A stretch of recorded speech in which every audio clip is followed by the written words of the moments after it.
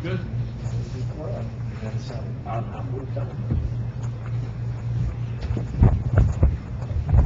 I'm just waiting for Frank to get dressed. Okay. Thank you, Mayor.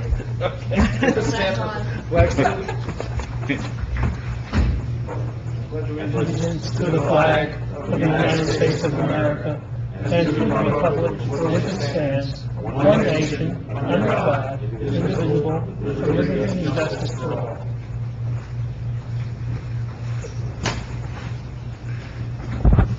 In conformance to the Open Public Meeting Law, Public Law 1975, Chapter 231, adequate notice of this meeting, setting forth the time, date, place, and purpose of this regular meeting through the notice posted on the bulletin board in the municipal building, mailed to all who have requested and paid for same, and published in the Suburban Trends. Roll call, please. Mayor Sarah. Here. Council President Wright. Here. Councilman Day. Here. Councilman Baranco. Here. Councilman Delino is excused. Yes. Councilman Giacometto. Here. Councilman Bennett. Here. With us this evening is Joseph Ragno, our Borough Attorney, and Kevin Boyle, our Borough Administrator. Okay, real quick under my, just a quick update. We all know we had some water issues that we'll discuss a little bit with the water main break.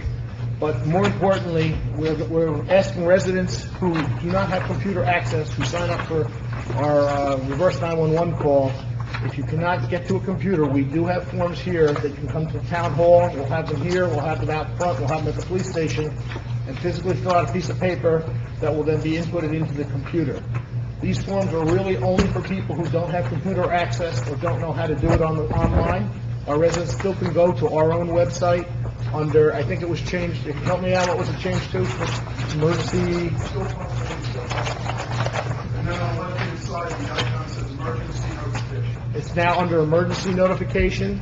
Under emergency notification, there'll be a form you can fill out. There you can re-register. We did have some problems. We did switch over on our reverse 911 system. When we did that switch, we are aware that we lost some names. So you might think you are registered. My suggestion is to just re-register again to be safe. Again, if you can't do it online, you can come here and get a form. We're trying to get all the names back to where we started from. So, there was a lot of talk back and forth. I didn't get calls, I didn't get calls. We had switched, in the process of that switching, something might have happened where we lost names. It's no one's fault, but we're going to try to rectify that by getting all the names back. If you want to add something, go ahead. I just gave Councilman Jack another press release today that is applicable to this. Okay. Yeah, I will read it in Okay. my report. So I just wanted to start off with that in the beginning because, and I'm going to mention it at the end again, just because we have to build this database. I look at this as a test run that we had with the water main break. It was no real horrible emergency. But God forbid we have an emergency, then we do have to use the reverse 911. We want to make sure it's up and running properly, so Mayor, those forms are also in the library. and we're going to try to get them a lot other places. But again, these forms are for people who cannot sign online or are having issues with that. Please go online and try to sign up if you can. If you want me to read it out, I'm more than happy. Sure. You're done? I'm sorry. Yeah, go ahead. Okay. All right. Again, from the Office of Emergency Management, press release. The Pompton Lakes Office of Emergency Management will be testing our new Civic Ready emergency notification system every Saturday at 12 noon during the month of October. If you are properly registered, you should receive a voice message, and if you selected the other categories, as an example, email and text, if you did not receive the recent message sent to the borough residents on Sunday, September 24th, you can register by visiting PomptonLakesGov.com and click on the emergency notification icon on the left side of the home page. Another option is use a form available at police headquarters and Borough Hall. It is important that you and your family members are registered so you can receive important emergency messages when there is a natural or man-made emergency and/or impending weather-related incident. Please assist those relatives and neighbors who may not have access to a computer. Thank you, Office of Emergency Management. Okay, so that's what we were just saying, and we'll keep reminding everybody, and hopefully in the next couple of weeks, we can get everybody signed up. Okay, can I have a motion to open the public meeting? So moved. Councilman Bennett. Second. Councilman Giacometto. All in favor? Aye. Against? Anyone from the public like to address? Please step up. My name is Gregory Wayne, Cockatoo, 26 Albert Street, Pompton Lakes, New Jersey. Did you receive my letter, everybody? I did, I think everybody in the Yes, packet. I know that certain things are happening with the radio station, or are they not? What is the status? We're still in discussion with the radio station for a donation to the town. It takes Yeah. time to do the environmentals, it takes time to do the paperwork. It's not a short process. It will take Because I'm time. sure if it remains a radio station, kids can use it, schools can use it. It can be a very positive thing for the town, even though it's a small radio station. That's all I wanted to know. All right, thank you, we are looking into that. Anyone else from the public like to address?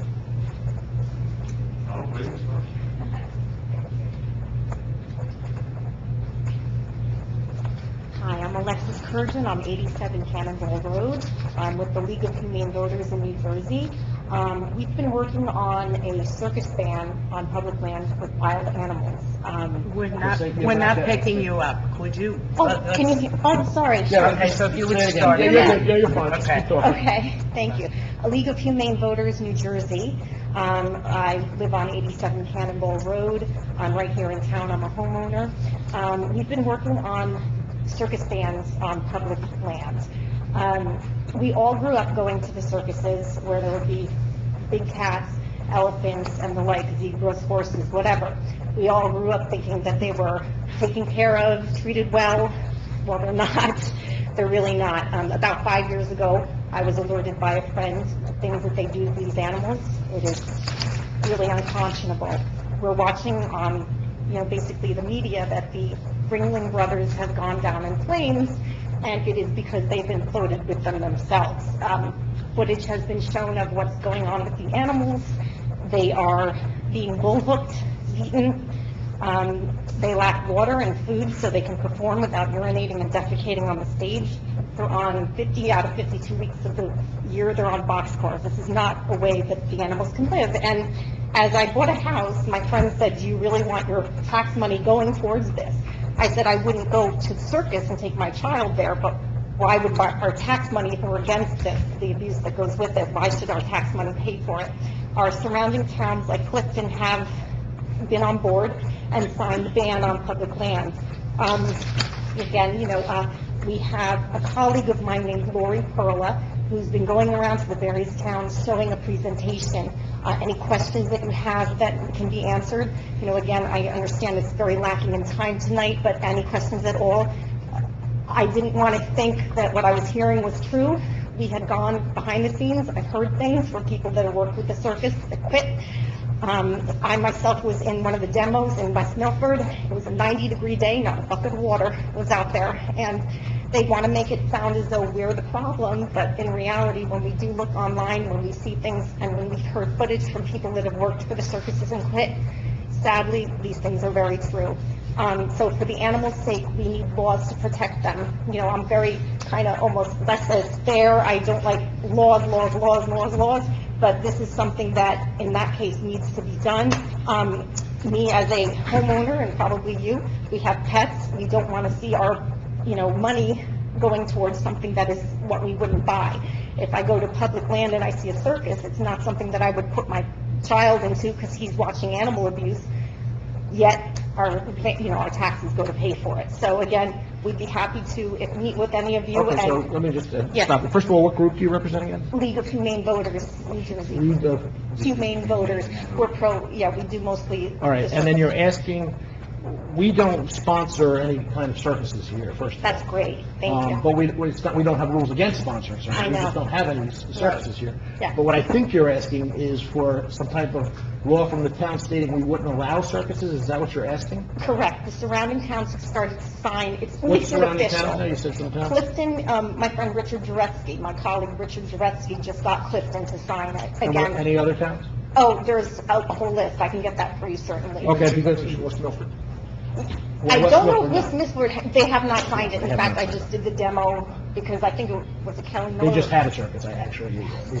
And again- The other question I have for you is, Yeah. really what you need to do, and I understand why you came to the town. Yeah. But within the town's properties are county pieces. Mhm. And the county can have these circuses on those properties if they wish. Right. They override what we say in here. So if we were to say you couldn't have a circus here, the county could still put it on their property in our town if they Right. wanted to. Right. So that, that's another avenue you need to address, because if the county's not going to be on board with this, you're going to have very tough times with the towns coming on board with this. Right, and we're working on that too. Okay. But when we get the towns to sign it. And what I'm going to do is, we'll talk about it a little Thank bit. you. You're asking for a big decision to be made here, because it Yeah. involves many things here. It's not just a circus. When you say a circus could be with animals, could be with animals, Right. there's many things involved here. There sure What is. you consider a circus is a circus. If someone has a dog show, does that count? We're Right. talking about many different things here. It's true, it's very involved, and we don't expect any decisions tonight. My friend, again, my colleague, Richard Uretsky, took about 6 months, and then we worked and worked and worked. We're willing to work with you, and if in the end we get everything, the motion, the tiny piece that we can do can be done, and you're willing to do it, we'll show you all the paperwork and things like that, and it makes it official. All right, so what I'm going to ask you to do at this moment, when Sure. you have a chance, just give your contact information to our clerk. Thank you. And then she will spread it out to us. Thank you so much. No problem. Okay, anybody else in the public like to address? Mr. Hinton?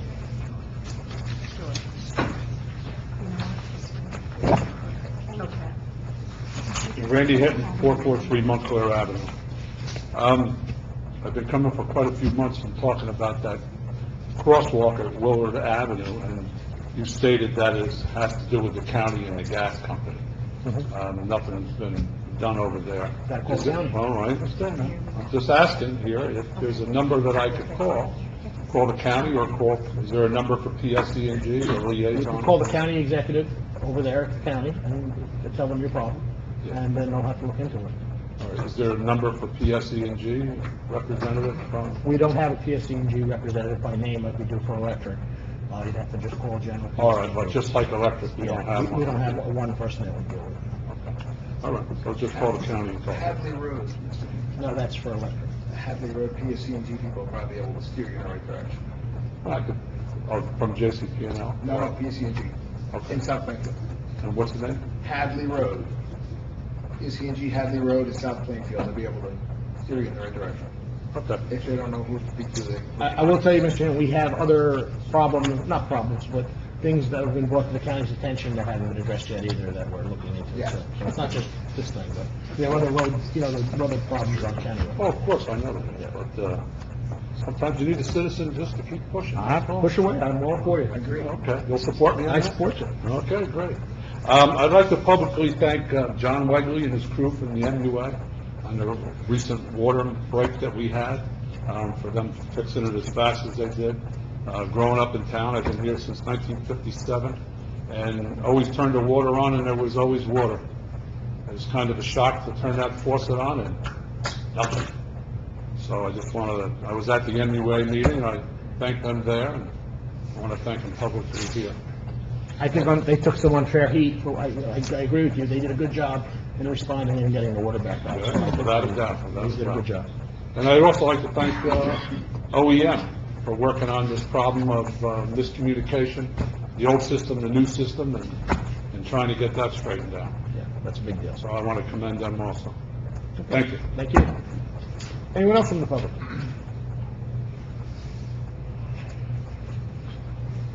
Good evening. Hi. Hi. Michael Cohen, 181 Madison Avenue in Englewood, New Jersey. I come here tonight, I'm representing the Simon Wiesenthal Center. I'm the East Coast Director. Just for full disclosure, I'm also a city councilman in Englewood, but I'm not here in that capacity. But the Simon Wiesenthal Center, by way of background, is one of the largest international Jewish human rights and civil rights organizations. We have about 400,000 members, plus nationally, about 150,000 member families in New York and New Jersey. I'm here tonight based on one of the initiatives that we've been a part of, which is trying to pass an anti-BDS resolution in different townships, which I've been told that the members have been had a conversation about the resolution, but really wanted a lot more information about what it is that the BDS resolution is and what BDS is, and have a better understanding about what this resolution that we've having passed in different townships are. So I figured I'd take the opportunity to very quickly give a quick overview. the BDS is the Boycott, Divestment, and Sanctions movement against Israel, which is what it was started at. But what it's really turned into is really another vehicle for anti-Semitism. Part of what you saw is you've seen already. I think we're up to 20 states around the country, including the state of New Jersey, have already passed anti-BDS laws, not just resolutions, but either by executive order or by actual legislative action. In New Jersey, it was by legislative action, banning anything from any economic activity going to institutions or whatnot that subscribe to the BDS movement because of its anti-Semitic and discriminatory overtones. Like I said, New Jersey has already done it. New York has already done it on the state level. What happened was, though, in I'd say about 10 months ago, roughly, it could be a little bit off on the dates, the city of New York became the first municipality, local municipality. I know it sounds like, New York City is a local municipality, but technically it still is, But they ended up passing, the first local municipality passed an anti-BDS resolution saying that what they wanted to have a message is of zero tolerance against any kind of discrimination or anti-Semitism, which this clearly was, because what they saw is not in just what the messaging of the BDS movement has been, but what it's actually had taken on the local levels is what you've seen on our college campuses in northern New Jersey, in our local townships. You've seen anybody who is in the Jewish community having nothing to do with Israel or not Israel, what they pro-Israel, and whatever the situation was, being harassed, being discriminated against on college campuses locally, also in communities locally. You've seen professors that happen to be Jewish that wanted to speak at different places be fought against that simply because they were Jewish, regardless of without even question of where they stood on Israel or not. You've seen swastikas drawn all over the place with that in mind, really using it just as a vehicle for anti-Semitism. The city of New York had then passed that resolution, and the first to do so. I was actually, in my capacity with the Lee's Center, asked to testify for the resolution, which was against the BDS. In doing so, myself and other of the Jewish community leaders from the Northeast were there testifying. We were drowned out by folks in the audience yelling at us as we're testifying, you Jewish filth, you Zionist bastard, and things of that ilk. And you'd think this was like 1939 Europe. This was like 2016 New York City Council in New York City. And you had, people, unfurling flags and handing out literature which was discriminatory, all kinds of things which I've lived in New York, New Jersey my entire life, and I've never experienced that level of animosity in one room and that much hate in one room in our communities. And we ended up at the Regional Center, we took that resolution, the same language, and in Englewood, we passed it in Englewood right away also with New York City's permission to use that language. And since then, in the last few months, and I could be forgetting a few, but besides Englewood, Norwood, Closter, Little Ferry, Midland Park, Paramus, Hawthorne, Bergenfield, Tenafly, I think 15 towns roughly, just locally, have passed this exact resolution with the exact language, all trying to send the same message that we're going to have zero tolerance against these kind of behaviors, and making sure that proactively we're all standing in unison and together on that messaging. So I don't want to take up too much of your time, but that's in essence the language which we forwarded to you is the exact same language that's been passed by, I think it's 14 or 15 local towns already. Also, West Caldwell and Caldwell just passed it over the last 3 or 4 weeks. So we just would ask respectfully if you can join us in passing this resolution and putting on your agenda for your next council meeting, and if helping us forward this in your city. So, okay, and I can speak for this whole council, I'm sure, that no one would be against what you're bringing up. I can pretty much say that. The problem is, I don't think our council has yet to really get it to depth of what Can I address this? Sure. If you don't mind. Just to put a little perspective, thank you for coming. I very much appreciate it. During my report last council meeting, I indicated to you that I had been contacted by a colleague of mine. Michael Cohn is not my colleague. I have never met him, but one of my colleagues who happens to be an attorney and a mediator and happens to be working with Michael and knew how involved I was in local government.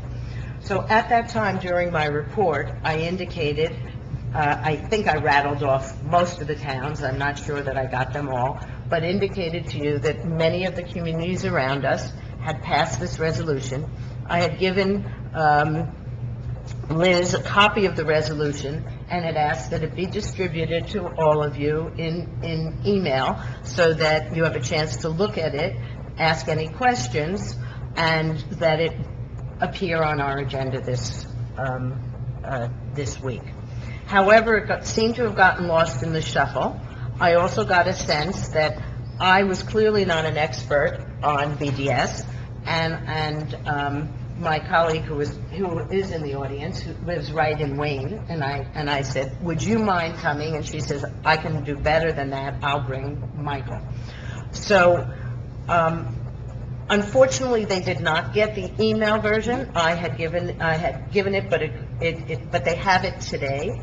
So what I would like the council to be able to do, since we have the benefit of your presence here, to ask any questions they may have about it or how other communities approached it, so that it will properly go on our agenda with the packets that they get next time. But Well, one of the biggest parts of it is actually, we have to have our attorney look at it, too. I understand that. And this is the first she's seeing it, I think. Right, but you have the benefit of Michael being here, that I'd like you folks to be able to ask him. The reason why we've used the exact same language, except for obviously putting the town's names in different, we actually had one town who initially passed it with the wrong town name, because they did it so fast we had to correct it, but that's the whole, But the reason we use the exact same language is, we knew it passed muster on the New York City Council with their multitude of legal teams looking at it.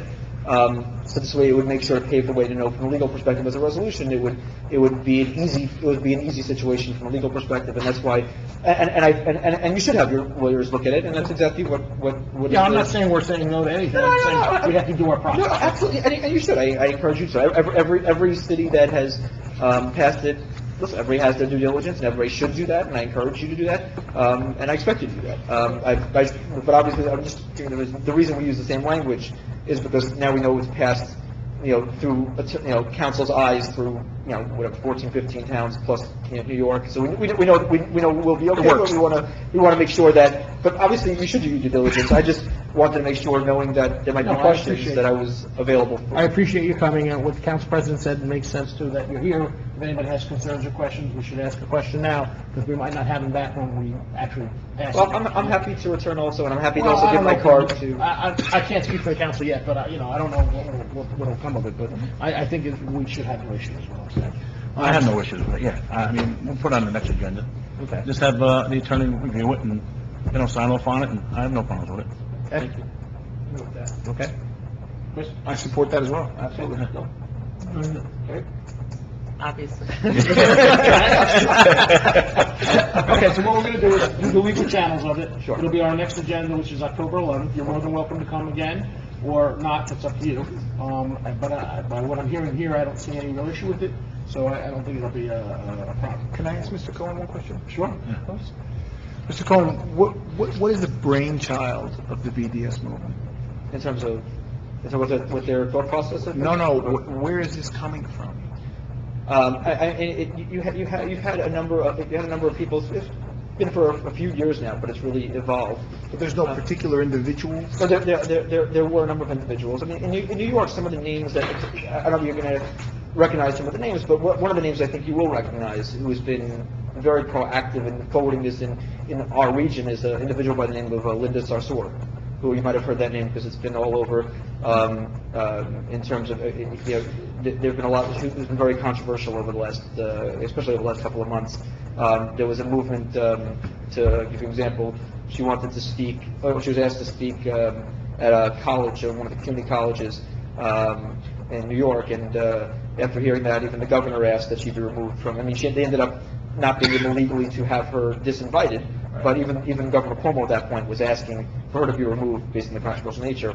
And you Google her, you'll see the multitude of things. Well, listen, the reason I ask, Mr. Cohen, is because the more we inform ourselves of the kind of the genesis of this, the more we can make an opinion as to how strongly we feel about it. For my part, I feel strongly about this. So I'm just trying to bring to light what this is coming from so that others can inform themselves. What I'll say is also, what we've done in certain communities and I'm more than happy in anywhere, because education is the key, obviously. If you wanted to have, an event in your town, in your library, or wherever, where we can help, bring information and speak to details where you can have it, among the general population of the town, happy to work with you and do anything of that nature that you think is helpful in bringing that information to as many people as possible.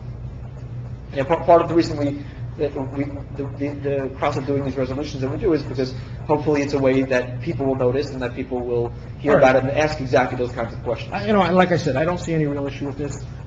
We do have a temple in town here. I don't know if you've been in outreach with them. Not yet. But I mean, it would be a good way to start, Absolutely. I think, with them and bring your questions there, and then they could roll with it if they want.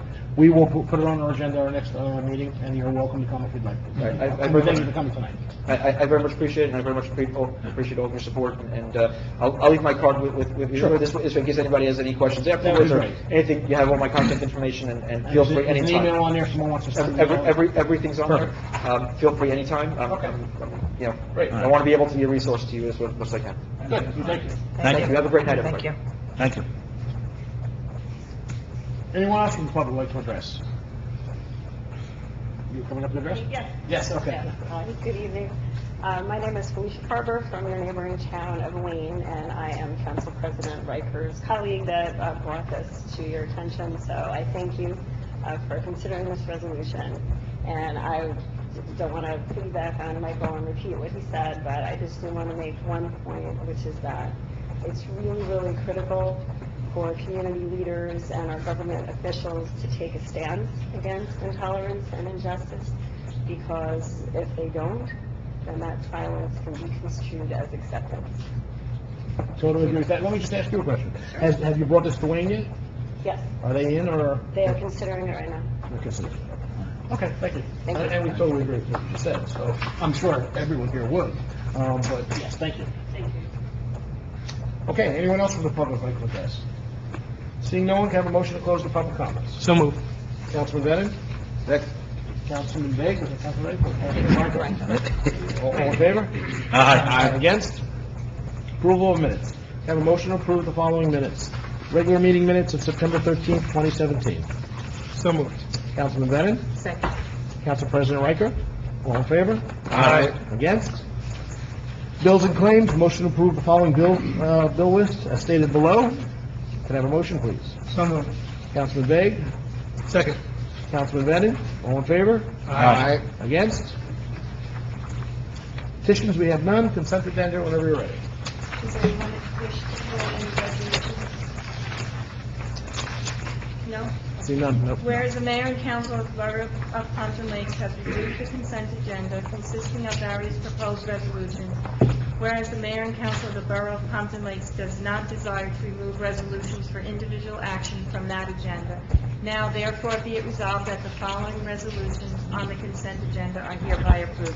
Resolution 17-172 through 17-173. Can I have a motion? So moved. Council President Riker. Second.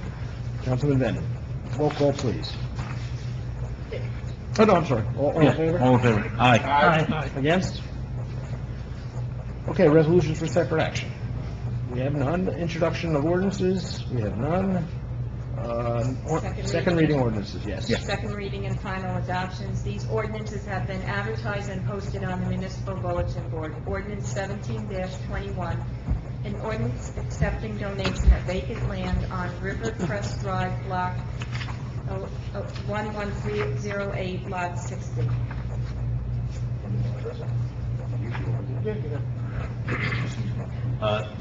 The ordinance is simple. Whenever a municipality is offered a donation of anything, the municipal government is required to adopt an ordinance to accept it. The municipal government here has decided to accept the donation of a small lot on Rivercrest Drive that is being donated by people who have left the city, or who have left the area. Motion to open the meeting for public comments on ordinance 1721 only. Councilman Begg? Second. Councilman Bennett, all in favor? Aye. Against? Anyone who would like to address just this ordinance? Please step up.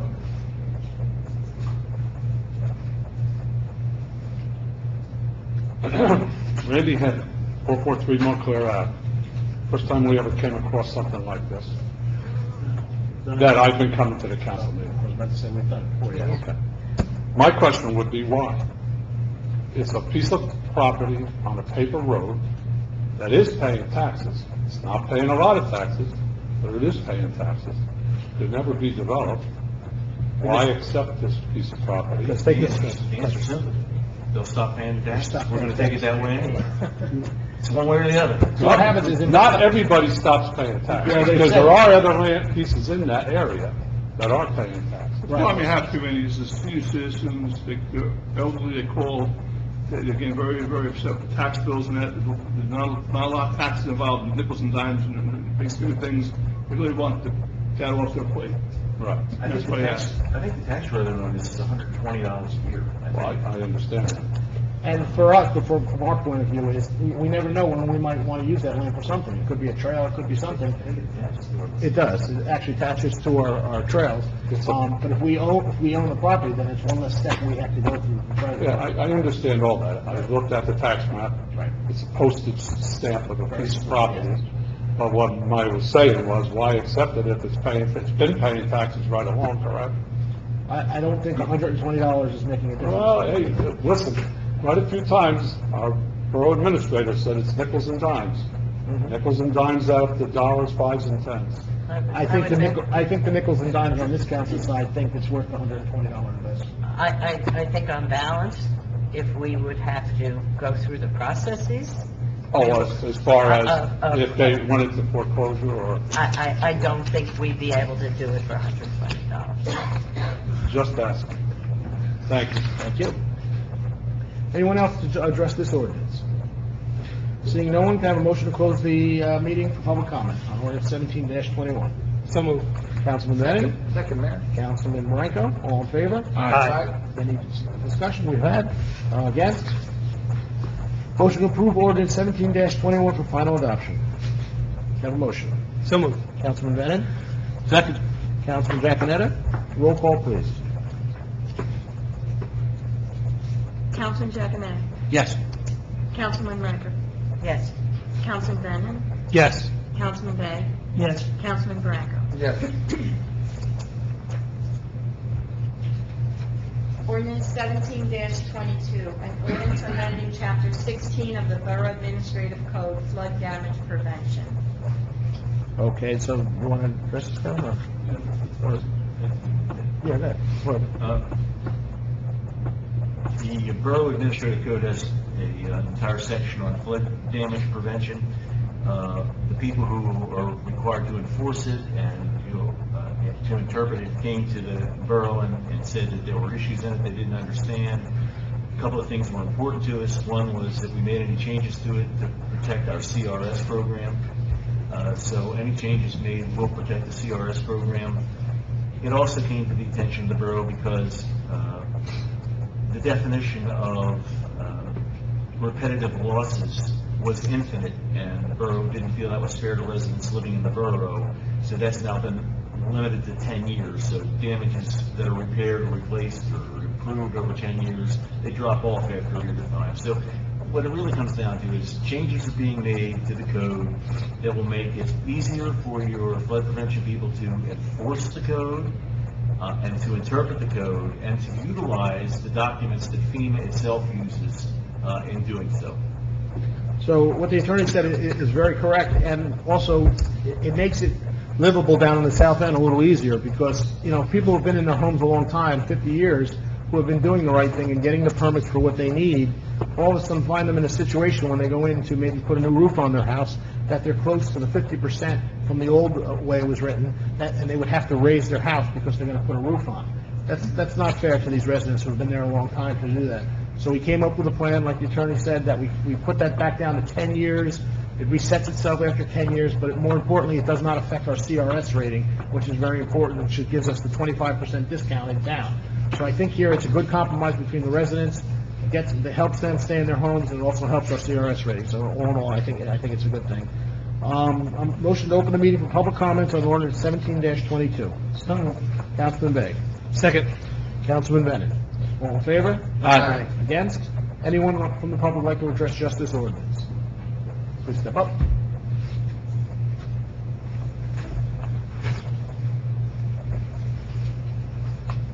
Good evening, Al Evangelist, Emergency Management Coordinator.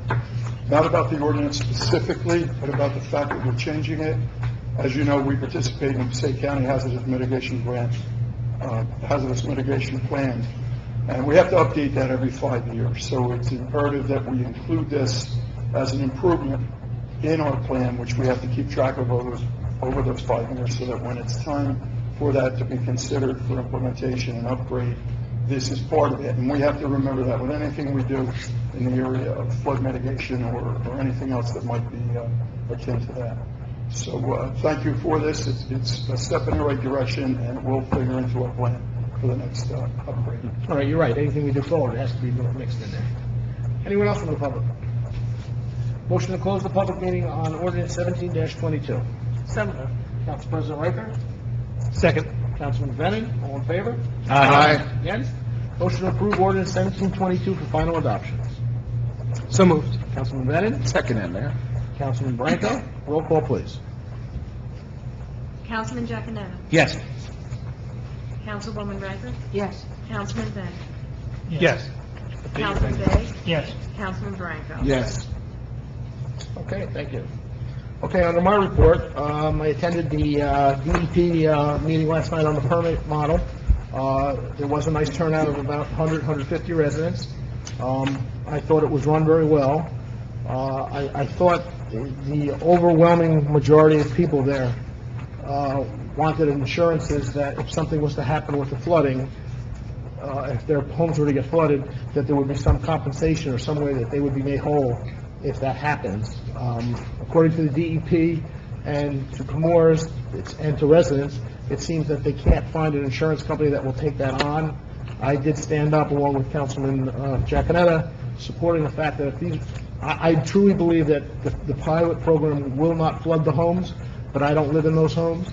If I wanted to sleep at night and I had to live in those homes, I would want some type of insurance policy to support that. So I would hope the DEP listened to most of the residents there and would go forward with that. What I want to remind everybody, though, this is a permit. This is a pilot permit, which means this is something they're trying. This could fail and go nowhere. This could work and it could get larger. This is just the trial period of this, and everyone has to remember that. We can't put Comores down. We're trying to find new ways to fix the problems we have over there. Okay, they can't just sit with the old systems. They're looking to try and find new methods to clean. Some of them will work, some of them won't work. I don't think it's fair to go after Comores because they're going to try something different. Now, it's going to affect the residents, and there's a concern about flooding, yes, then we should be concerned about that. But the fact that they're trying to make a difference and make something happen, it's a good thing for Pompton Lakes. And at the end of the day, we're having them here to clean up the site. That's what we want. We want the homes cleaned up. We want the site cleaned up.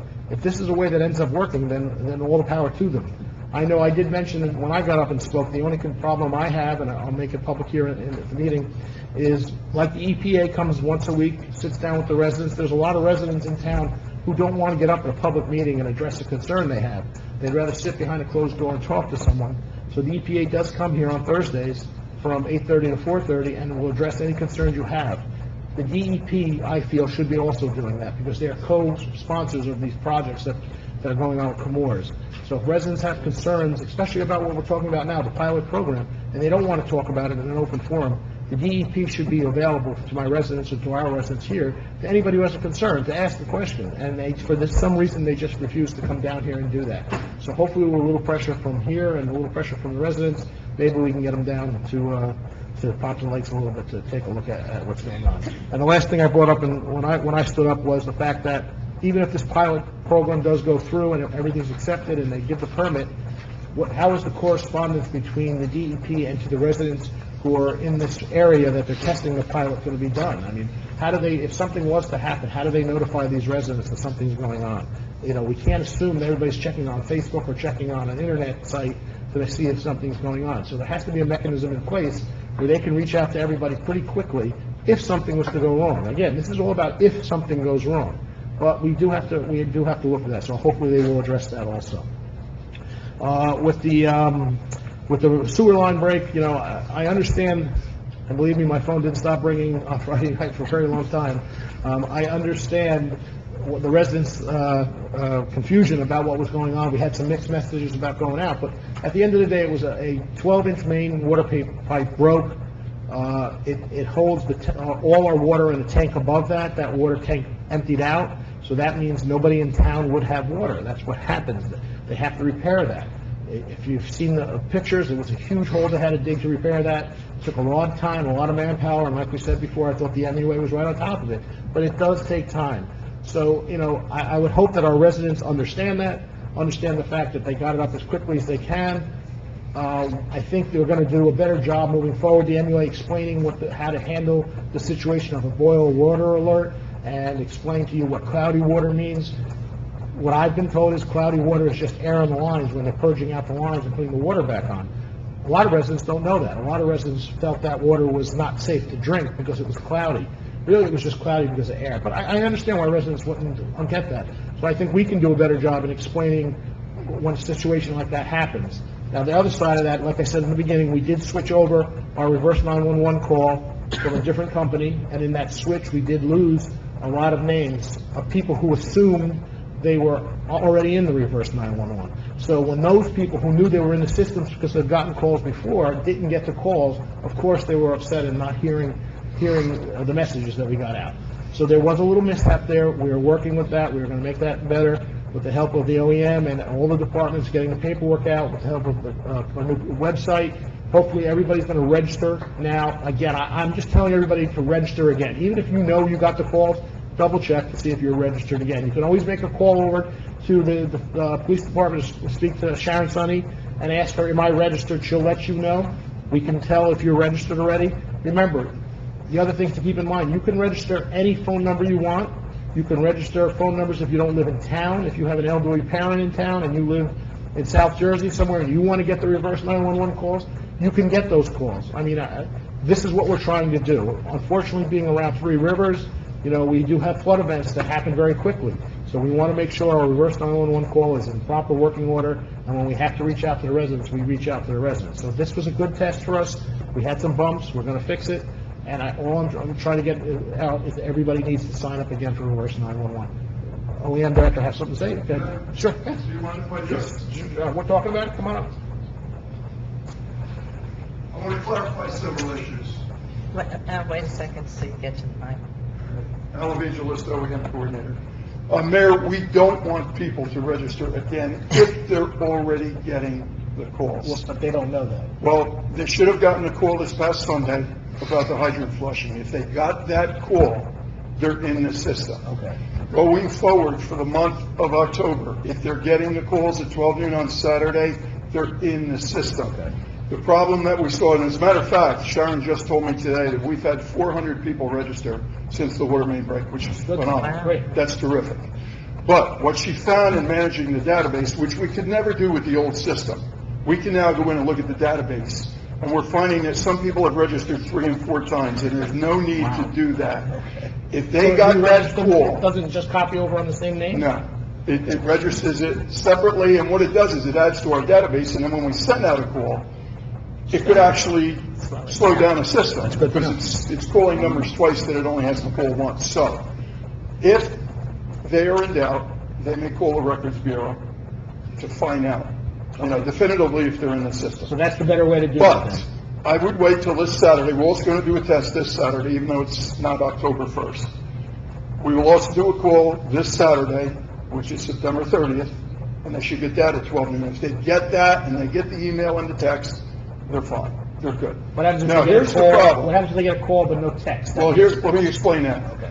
The new system, and I want to commend the Technology Committee and Councilman DeLine, who's not here tonight, because obviously we want to be state-of-the-art. We generally are in Pompton Lakes, and this is one example of it. Sometimes when you're state-of-the-art, you're almost ahead of yourself, and you don't have all the kinks worked out. When people signed on to the website, they saw an icon that said emergency preparedness. When they clicked on that, it brought them to another component of the website, which said notify me. Now that notify me icon was for things like council meetings, planning board meetings, zoning board meetings, special events. So anything that anybody put into that system as an event, they would get notified about it. even though it was not an emergency. So I asked Councilman DeLine just a day or two ago to modify it, and it now says non-emergencies. It still says notify me non-emergencies. The icon you referred to earlier in your report says emergency notification. It's on the home page. It's on the left-hand side. That's the one they need for the emergency notification. So they could be notified for two different ways, and it's explicit. When you read the website, it says that, notify for emergencies and then for community events.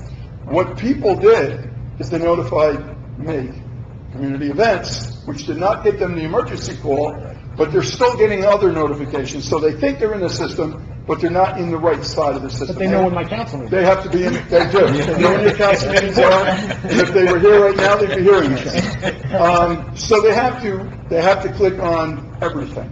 Okay. Now, as far as the email and text, Yeah. people can choose what they want to get. If I don't want to get an email, I don't give you my email address. Some people don't want to give it out, and they won't get the email. They'll get either a text, which is driven off your phone number, or they will get just the voice, which we want everybody to get the voice, especially the older population in town, the elderly or handicapped that might just have a landline phone, no cell phone, no computer. They've got that old, tried and true landline telephone. We want that call to go out. So if they need assistance, we have the phones here.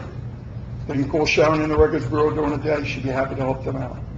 All right, so we have a number of ways. We'll address the senior groups.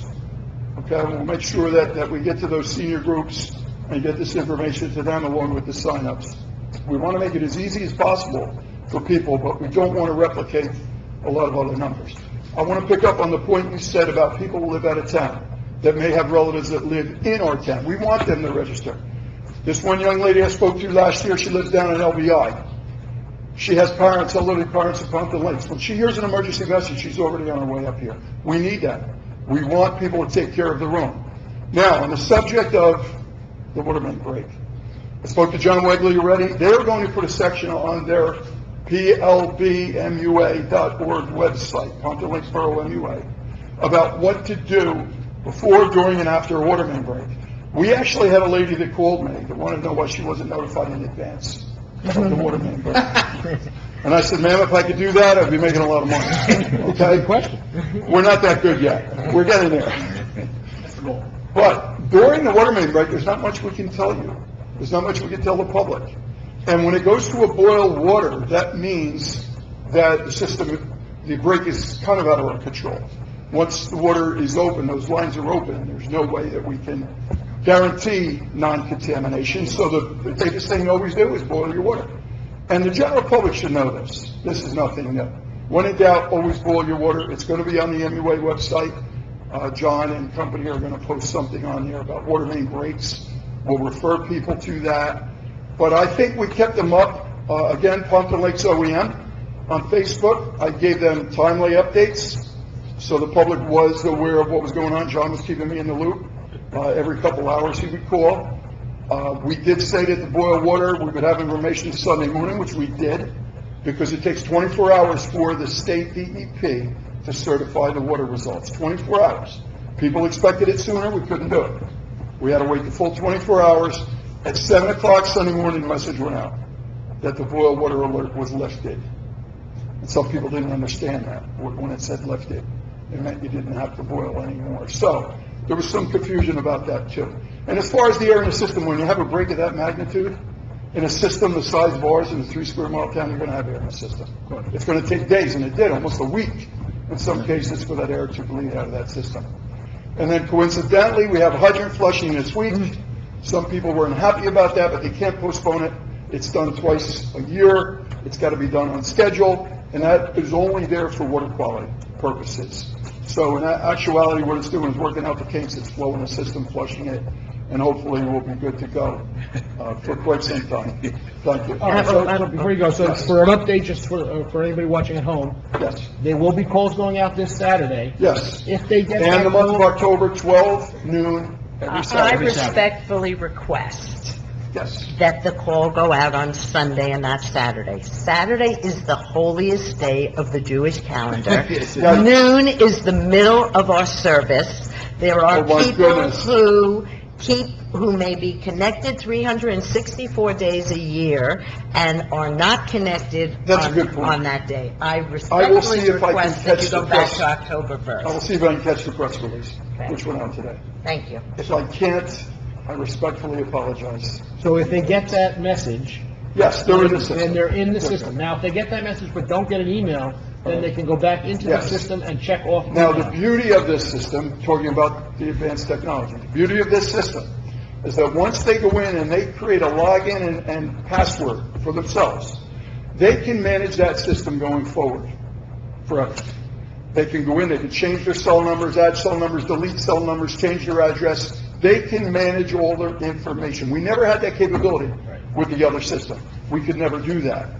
The only thing we could do was call the company and ask them to do it for us.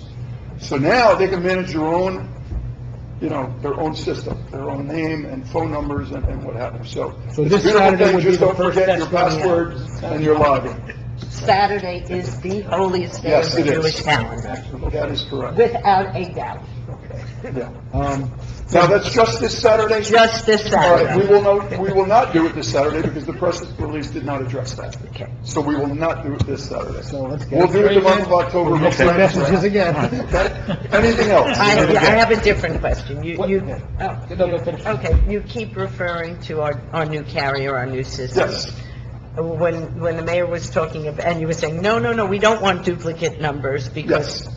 do we pay by the number? By the No, call? we don't, but what it does is it makes it, when we check the database now, which Sharon is doing quite regularly, it's just nice to see that it's clean, that it's pared down. We have the meat and potatoes of what we need to do. So we don't want to see duplicates just for the sake of duplicates. She's already, merged some of those, because some people put their cell under one entry and then their phone under. You could put them all under one entry. And we need the physical address, because if we do just a 4-block area for some reason, it's got to be specific GPS-wise. It's got to be specific to those 4 blocks. So if you don't put your address in, we're not going to know where you are, and you may not get that particular message for that 4-block area. So will our out-of-towners understand that we Yeah, want they should use the address of the people Pompton? that they're calling, okay? And it will work well. Now, there was one other thing you just reminded me of. Oh, Mayor, we cannot refer to it, and I say this respectfully to everybody, it's not, reverse 911 is a trade name, Okay. okay? And we've already been asked to stop referring to reverse 911. Okay. So we did have Code Red. Code Red now. Civic We're Ready. not with Code Red anymore, it's now Civic Ready. Civic So Ready. Civic Ready Civic Emergency Notification System is what we are. All right, so now let's update one more time. Yes, sir. There will not be anything this Saturday. Nothing. Nothing For at the all. good councilwoman here. Okay? But starting every Saturday in October. In October, we're gonna at do it at 12 12. There will be a test going out. If you receive that test, you're in the system. Yes. You're good to go. And if they signed up for text, email, and voice, they'll get all 3. If you do not receive those, any 3 of those. Go back in Go back in and sign up. and sign make up sure and you're click. in. There's boxes to click, voice, email, text. That's Now, if they can't do it, obviously call our records bureau, we're gonna help them. Okay, that's Police good records information. bureau. Okay, We will great. help them. Okay? Any questions from the council? You're not leaving, Mr. Vice. Tonight, I hope to go home soon. I will stay for the meeting. Thank you. Thank you. Okay, and that is my report. Council President. Okay. I want to congratulate the Pompton Lakes Education Foundation. Many of us here on the dais attended their fundraiser Saturday night. Diane Gielock is really a dynamo when it comes to getting the prizes and getting the participation. And she sent out an email the next day after the Tricky Tray and beefsteak indicating, if I'm not mistaken, she raised over $8,000 that evening. That's correct. And the bulk of that is going to be used for teacher mini grants throughout the school. So it was a lot of fun, and I know I was delighted to see how much money they raised. I also want to thank everyone on the council for listening to Michael Cohn, to listening to Felicia Farber, and to asking your questions and supporting the anti-BDS resolution that they brought to my attention. In light of that, I think you may find my next few minutes of remarks somewhat ironic. The remarks that I'm going to make were planned before I was aware of their appearance tonight. However, there are many times that we sit up here and commend and praise either each other, the employees, the community, the volunteers, and we do that quite often and much deserved. But tonight I'm coming and saying how disappointed I am. And my disappointment relates to the Jewish holidays. We, as a community, are a town that historically has very strong, deep roots in the Jewish community. When I first got involved in with the redevelopment agency, all we kept hearing about is Singers, and Gelmans, and Wex. Even Councilman Baig's mother-in-law had a store in town. The merchant population in town was very well represented of the Jewish community. We had a thriving temple, and our community was representative of many communities in the metropolitan New York tri-state area. Unfortunately, even though our Board of Ed seemed to understand that the Jewish calendar is full of lots of holidays, but really only has two significant time periods. One is right now. And when I say right now, these are the 10 days of awe, or the 10 days of atonement. They begin with Rosh Hashanah, which was last week. Our schools were closed for the first day. And it ends, as I indicated to Mr. Evangelista, on Saturday. There were times when those in control were a little confused about the Jewish holidays. So that over the last few years, Liz always would give me the calendar before it went out, before our council meetings were assigned, to make sure I checked it. Because there were really only two sets of holidays I was looking for. I was looking for this Holy Week, we don't refer to it as Holy Week, but commensurate, our holiest week of the year. And I was looking for our Passover Seder. And when I say I was looking for it, what I mean is, if you look at a Hallmark calendar, a Hallmark calendar will not acknowledge that every Jewish holiday starts the day before, starts at sundown. So that our holiest week began last Wednesday.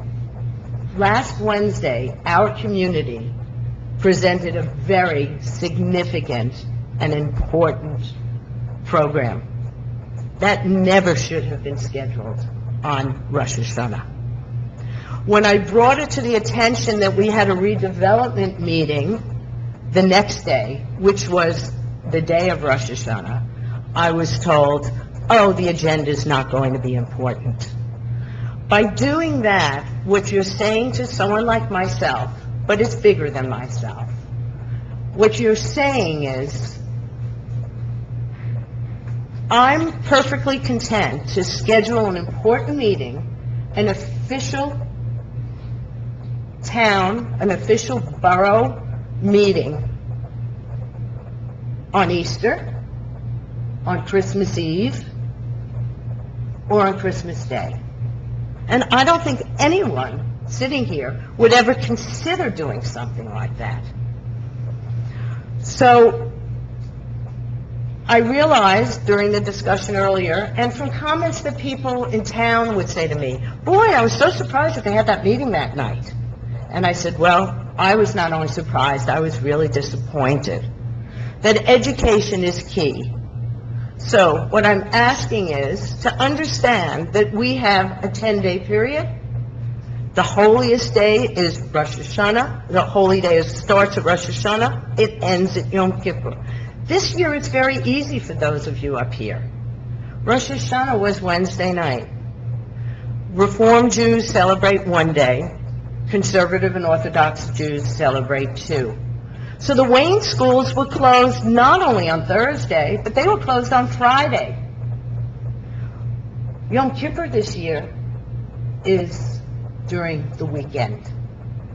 You don't even have to deal with that issue. Quite frankly, I didn't look at when Passover Seders are, but I will make sure I convey it to Kevin and convey it to Liz, and to make sure that this type of disrespectful occurrence doesn't happen here. We as a community are reaching out to many others. We are very much in the throes of a redevelopment. Redevelopment means that we are bringing all sorts of new people into our community. The last message that we want to send to those people is that we're a community that's narrow-minded, that it's a community that's ignorant, and it's a community that's intolerant. I love this town. I love the people. I love the energy and the passion of all our residents. And I hope in the future we don't make the same mistake. I'm going to have to address that a little bit, because first of all, you're talking about the Wednesday meeting, which Wednesday meeting last night? No, I'm talking about Al's OEM meeting. Al's OEM meeting, okay. Now, you know, there are a lot of religions involved when it comes, it's not just the Jewish religion we have to worry about.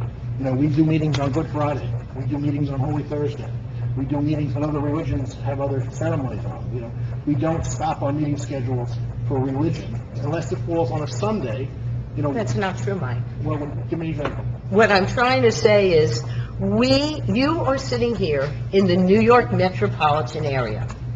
If you turned on Channel 2, Channel 4, Channel 7, they showed you pictures of shofars, they showed you apples and honey, they reminded you that there was all the parking regulations were And they do that for Ramadan, and they do that for Catholic discontinued. religions, and they do that for This Indian community religions. has a long-standing, deep-rooted involvement with the Jewish community.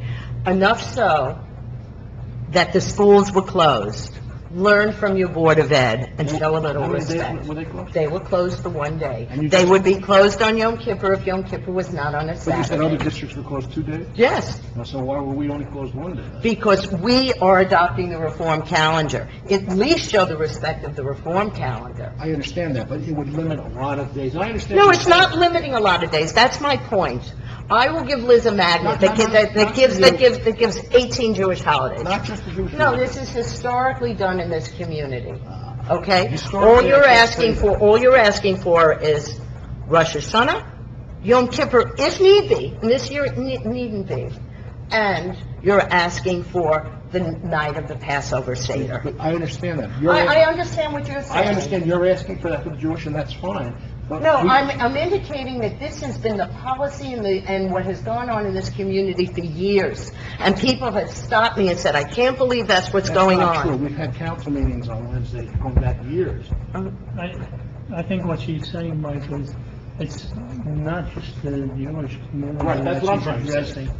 addressing. She's addressing other communities, the expanded community that we may see in the future that we should be considering. That's what I'm saying. I'm saying it's more than just one group we're talking about. We're talking about all of There it. is a group whose wishes are acknowledged. Who's that? The group that never would consider having a meeting on Easter, or Christmas Eve. Good Friday, they have meetings on. I go to meetings on Good Friday. Okay, That's a holy holiday for that group. okay. That's what I'm saying. Holy Thursday, they have meetings on those days. Would you on Christmas, sorry, would you on... You can't, please, no talking for me. Okay, I said my case. Okay, and I respectfully accept that, it's just that, and you should talk to the groups that you're involved with, you know. and- I did speak to them, and the reason I brought it to you folks is because they need a little direction from you. Because I got flippant responses to say, well, our agenda's not really important. It doesn't matter, we'll just mark you excused. And quite frankly, I found that really disappointing. And I understand that, but if someone was to say that to me on what you use Holy Thursday, Good Friday, I'd say, look, that's. But a I'm not holiday. talking about Holy Thursday or Good Friday. I'm talking about the equivalent to your Easter and your Christmas. Good Friday is a pretty important holiday. It is, I'm just saying, and I respect Mike, I your- want to know when you run a meeting on Friday night. You never run a meeting on Friday go to night, many- so this is a moot point. No, we go to many events that happen on that night. Who's going to run an event on Good Friday? Okay, well, I understand what you're saying, but we'll try to work it into our schedule as best we can. Yeah, any other report? That's it. I think that's it. Next, who's on my list there? Councilman Bay. Oh, no, I'm sorry, Bennett. Councilman Bennett. Thank you, Mayor. I'd like to make a motion to approve a request from the Pompton Lakes Riverdale First Aid Squad to hold a tag-style fundraiser on October 8th, 2017, between the hours of 9 a.m. to 5 p.m., with a rain date of October 15th, 2017, at the intersection of Hamburg Turnpike and Ringwood Avenue. Please to approve a traffic control plan and see certified traffic vests to be worn, positioned in yellow, no travel portion roadway behind traffic barrels. Passaic County Board of Freeholders to be notified. That's a motion. Have a So second. moved, Mayor. Councilman Branco. Lovely. Councilman Branco, second. He asked for a motion, didn't he? No, he is the motion. Okay, second. Sorry. Okay. All in favor? Aye. Against? All right, number two, motion, I'd like to make a motion to approve a request from the Pompton Lakes High School Booster Club to display a cardinal banner at the tennis courts at Hirschfield Park. The Booster Club will be responsible for hanging and removing the banner. That's a motion. Have a second. Second, Mayor. Second. Yeah, Councilman Branco, all in favor? Aye. Against? All right, so enough of my report. I also attended the DEP meeting across the street last night. I felt there was a fair amount of folks there. A lot of people did attend. And I echo the mayor's sentiments that there should be some insurance or some sort of plan in place in the event that something catastrophic were to happen to the basements. Next, I'd like to thank Diane Gelock for her work with the PLEF fundraiser in Tricky Tray. Fantastic job, huge turnout for that. My wife and I won a rug, very nice rug. I also like to thank Mike Foscoletto for helping me install the little library post.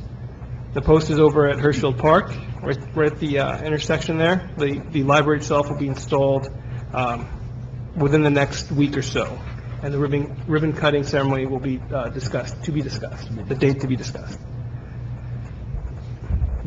Junior Troop 96350 was responsible for that. Was that a single troop, or was it a Girl Scout project? The troop project. I mean, all the troops in town, or just that one troop? That one troop. That one troop, okay. Mayor and I and Councilman Giaconetta attended the fourth annual gala, the Rhino Theater. Very important fixture in our town, helps bring folks. I was talking to people, they're all from all over, Montclair, Little Falls.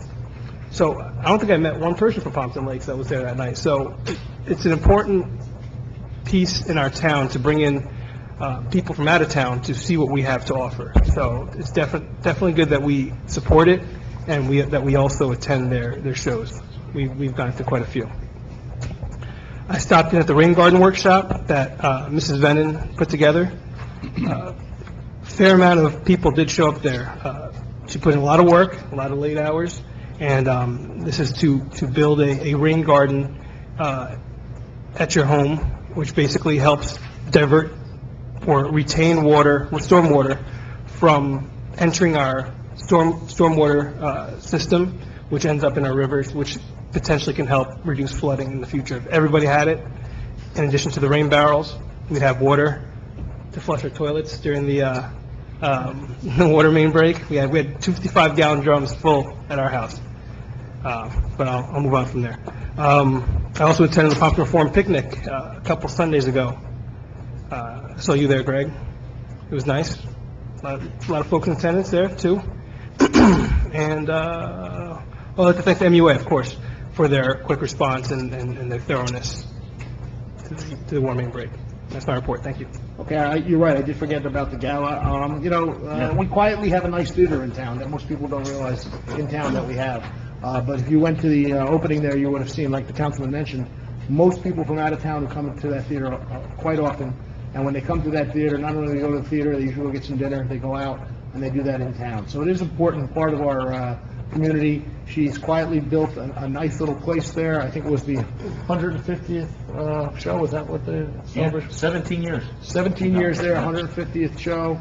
You know, all the kudos in the world for putting that, starting it from the ground floor when it was nothing and to what it is today. And if you haven't been inside the building itself, of the house itself, you should take a look in there. It's pretty impressive what's done. If you guys, if anybody remembers the old theater, it doesn't look like the old theater at all anymore, I will tell you that. It's a nice, impressive place in there, and they do a great job. So I was honored to actually be invited to show up for that. Councilman Begg. I attended the Pompton Lakes OEM meeting, the local emergency planning committee meeting, September 20th, hosted by our coordinator, Al Evangelista. Some of the subjects on the agenda were the emergency operations plan, the 4 phases of emergency management, mitigation, preparation, response and recovery, shelter preparedness and management, record-keeping notification methods, senior housing drill. The senior housing drill that we had a couple of weeks ago was on the agenda. We spoke about that. And we also spoke about the CRS plan. And this is one of 2 meetings that we have for this committee each year. And it's really a really important component of our CRS rating component. That gives us a 25% discount on our insurance. I attended the Pompton Lakes bid meeting on September 21st, 2017. There was a discussion on bid bucks. It was decided there would be no pre-sales on them. Explain what that is, just so everybody knows. This is a program that we have in Pompton Lakes to try and get people to shop in town and give them a discount. If you buy $100 worth of bid bucks, you get 150 bids. If you pay $100, you get $150 worth of bid bucks. And that has to be spent at our local merchants in town. And the bid bucks, it was decided there would be no pre-sales and purchases would be limited to 1 per family. And 1 purchase per family, whatever amount you do purchase. There was also a discussion on using committees more effectively. It was reported that the following upcoming events will take place. 3rd annual Pompton Lakes Scarecrow Contest.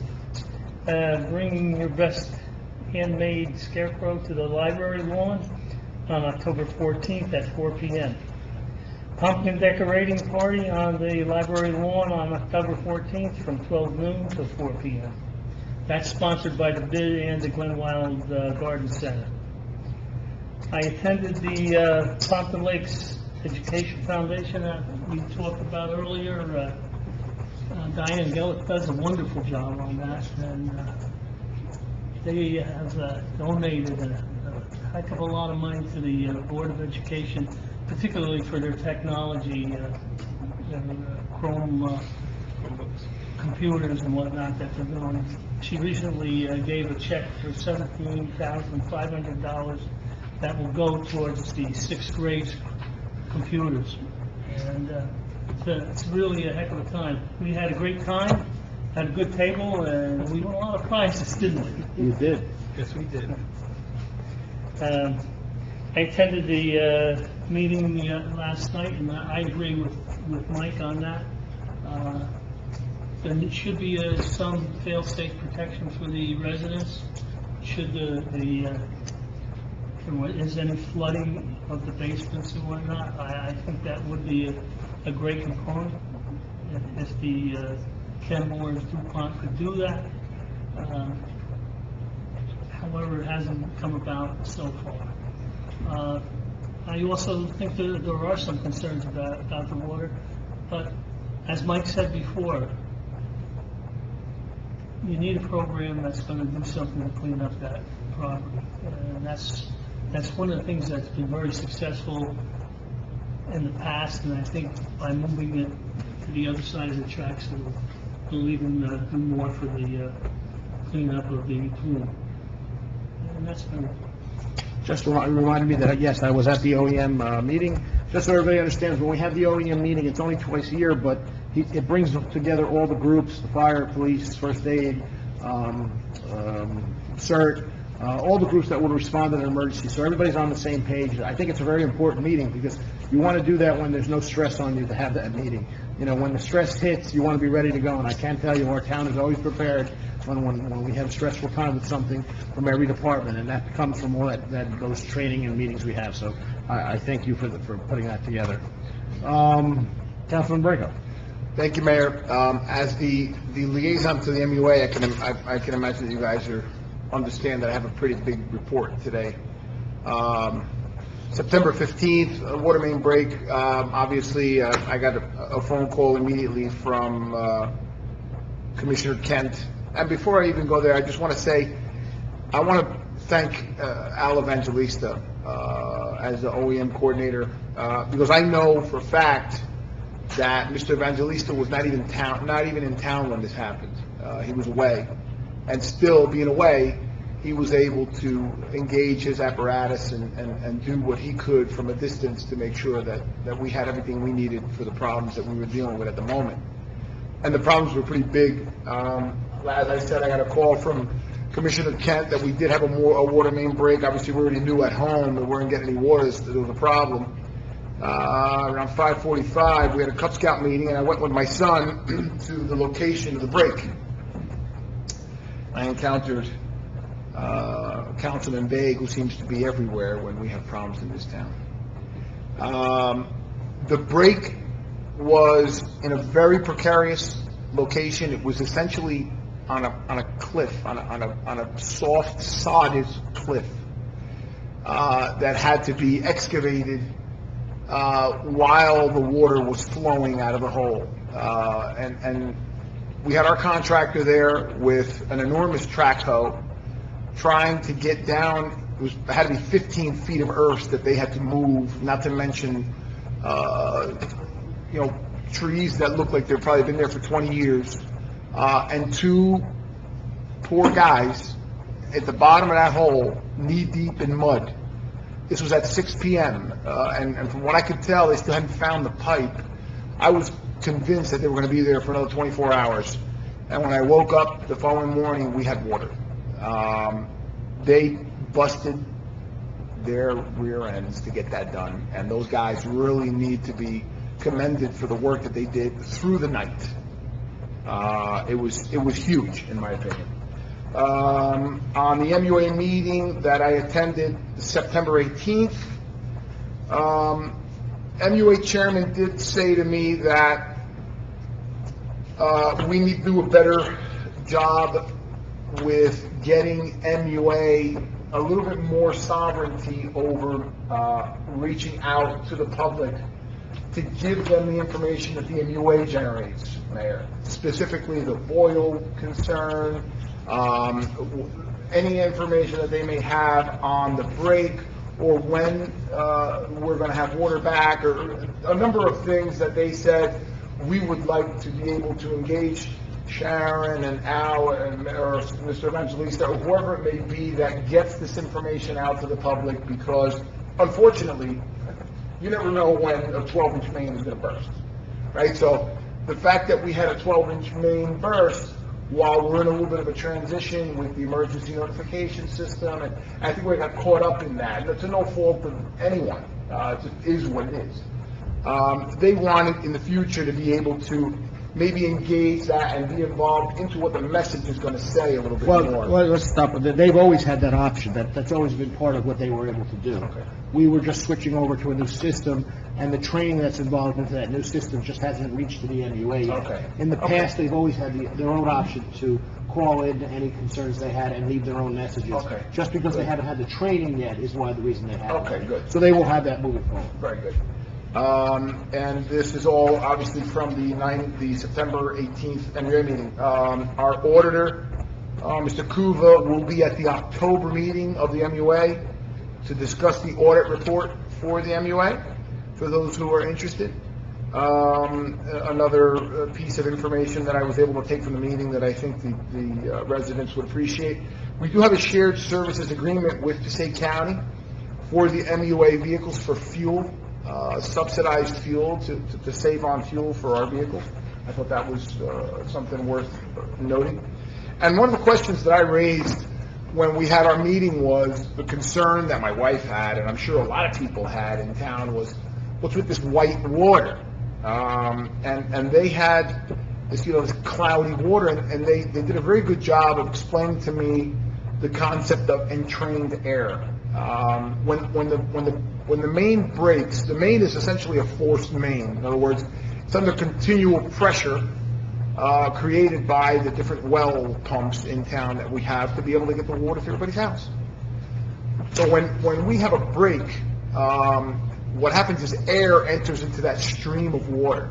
And when it enters and gets into the system, you have essentially vapor lock inside the forced main. And when you then seal once again, put a new pipe in, and pressurize once again, all that air gets turned into little tiny bubbles, and it stays in there until it all comes out. So a lot of people are concerned as to why we're getting this cloudy water. There's nothing in the water. It is entrained air. It is not dangerous water. They lifted, as Mr. Evangelista said, they lifted the boil directive on Sunday. There's no need to boil after that time. We have good water, folks. It was tested.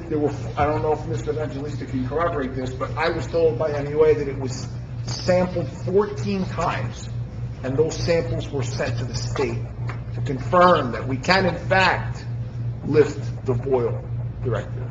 So it was handled well, considering the catastrophic nature of that break. And trust me when I tell you, if you were there to see what these guys were going through, it was a catastrophe. It was horrible. So I commend them for that tremendously. DPW, really nothing. Everything's going well on DPW. The guys are everybody's plugging away on their work, which is, very good for us. DPW has a very important job in town.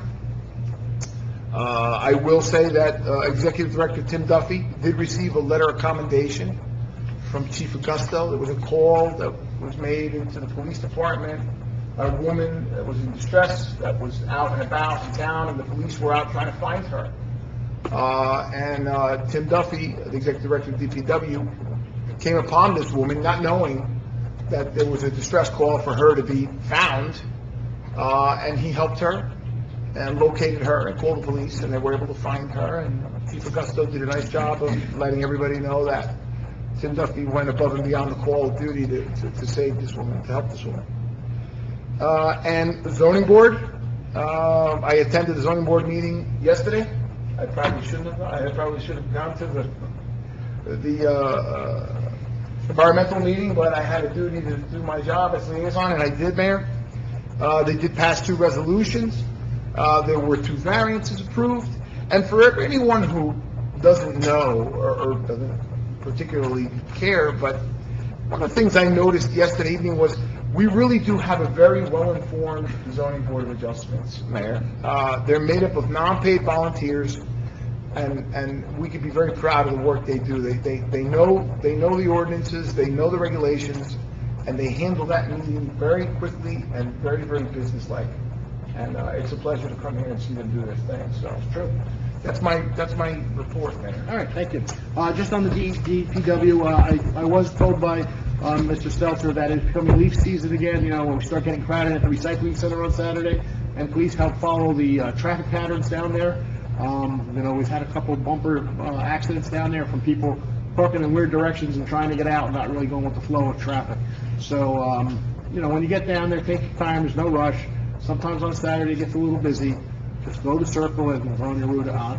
Try not to cut the line if possible. Councilman Giacometti. Thank you, Mayor. Received the Sergeant or Chief Augusto the totals for August for the police department. The totals for August were 1,322 calls. Out of those calls, add on to them 18 motor vehicle accidents investigated, 129 motor vehicle summonses, 2 DWI arrests, and 9 domestic violence investigations. Also, the Detective Bureau investigated 20 complaints, served 18 subpoenas and 4 warrants. That was just for the month of August. The other thing, also wanted to echo thank you to the MUA, OEM, the mayor, Kevin, everybody involved, Eric DeLine, getting on board with the Civic Ready, getting it going, and, seeing the problem, working on it, getting it done, and how fast and how good everything was done. Sharon, Sonny, everybody, thank you. And to the MUA, please echo that down there. Job well done. Also, wanted to echo as far as the Pompton Lakes Education Fund Beach Day Trick and Tray. Did have a good time, enjoyed myself. It was great to be there and to raise $8,000 for the education fund. I know the education fund my son had for the last, I think, 3 years. It started in 8th grade, and now he's a sophomore. They had the tablets. And then, listen, it's been a lot. They've got to carry that tablet around, but it's half the books that they carry around. Everything goes on that tablet, goes right to Google Docs with his homework. For me, I can go right online, look at all his grades, what he's doing, if he's lacking anything, if he's missing any assignments. Like I said, listen, you didn't do this assignment. Your teacher said this. Oh, okay, then I'll get it done. So it's been wonderful having that there, and great organization, and I was proud to be there. I was also proud to be at the Red Carpet Gala for the Rhino Theater. Carmela Willows and Joanne Venter. Carmela's been doing this, again, like the mayor said, 17 years. Back then, if you remember, I was a police officer. I think it was Jersey Girls, and I know several of us around were actually... You had a starring role. I had a starring role, yeah. We're actually in the play. So I told everybody that night they were very proud that I was there. 17 years later, came back. They were surprised to see me, but listen, I was back. I wanted to tell them, congratulations. He is an actor and singer. I am aware of that. But we did have a good time, and listen, they're wonderful over there. They do a great job, great presentation, and it was really nice to be there, and I appreciated the invitation being here. And thank you also, Jennifer, for being here with me. Lastly, I just wanted to echo, like what the mayor said, went to the New Jersey DEP yesterday. I got up and spoke, as did the mayor, and everybody. I just wanted to put it here that there's people that weren't there. There's about 150 people there, but people that are home or people here in the audience that were not there, echo my sentiments that I'm happy they're doing something, trying to figure out. I noticed the test pilot. They're trying to clean up the plume. They're doing this. I have no problem with that. All right, and I'm happy they're making progress, trying something. Whether it works or doesn't work, almost like the soybean oil that they tried, which didn't work. I have no problem with that. The problem I do have with the whole thing is Dave Epps was there. He gave a 15-minute presentation at the beginning. All right, and he states there's a concern about whether the water table level is rising. It's rightfully so. So he's saying he understands that people are worried about that. But he says there is fail-safes included in his horizontal well to allow us, meaning Chemours, to divert water if water table levels got to a point we deem unacceptable. Again, this is all computer generated. We don't know. Well, we can't play fail-safes when it comes to people's health, their houses, their home. But that's for now. But my home was over there, which I'm close. I know Councilman Baranco's over in that area.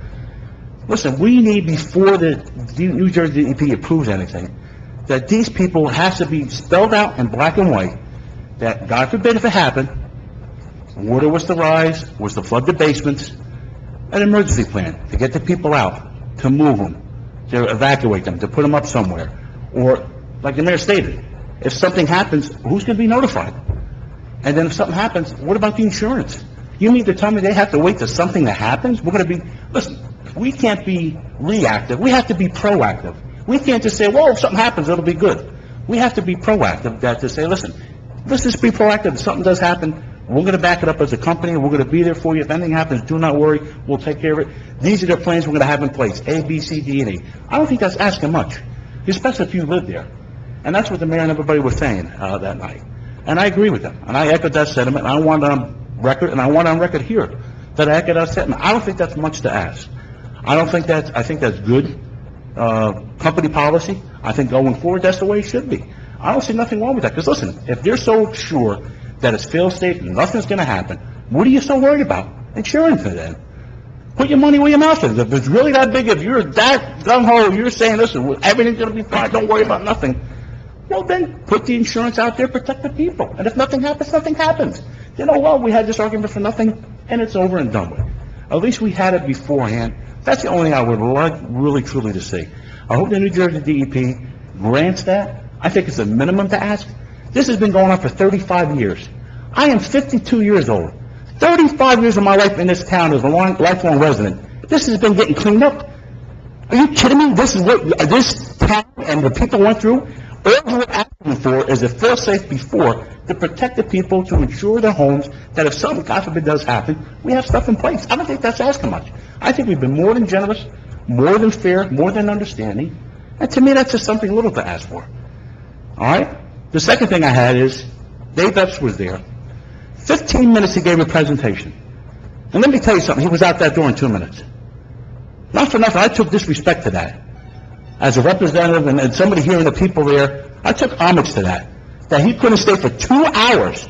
Everybody was there for 2 hours. He couldn't stay there for 2 hours to maybe answer some questions afterwards and speak with the people. A representative, no representative of the company was there. Are you kidding me?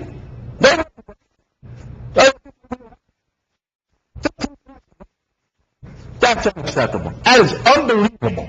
Are you kidding me? Totally unacceptable. Let them answer the questions. They have so concerned. They had no problem with it. Answer the questions. Talk to the people. That's all. They're just concerned. They just want to know. I don't have the answers. They're the experts. I mean, come on. That's not asking a lot. That really isn't. And like the mayor said, the third thing, he brought the best thing.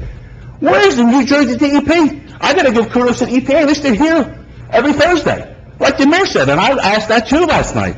Where the hell? Once a month be here. I mean, come on. I don't think that's much to ask. To be here once a month to answer people's questions and concerns. That's all. They have questions and concerns. Well, listen, I have no problem going forward. Let's get this cleaned up. Let's get this going. But they just have concerns. That's not much to ask for. And I think that's the least they should do. And the mayor was right on top of that. Absolutely, that's the least they should do is be here. All right, like I said, off my sounding board, I just wanted to put that out there. Thank you, Mayor, I'm done.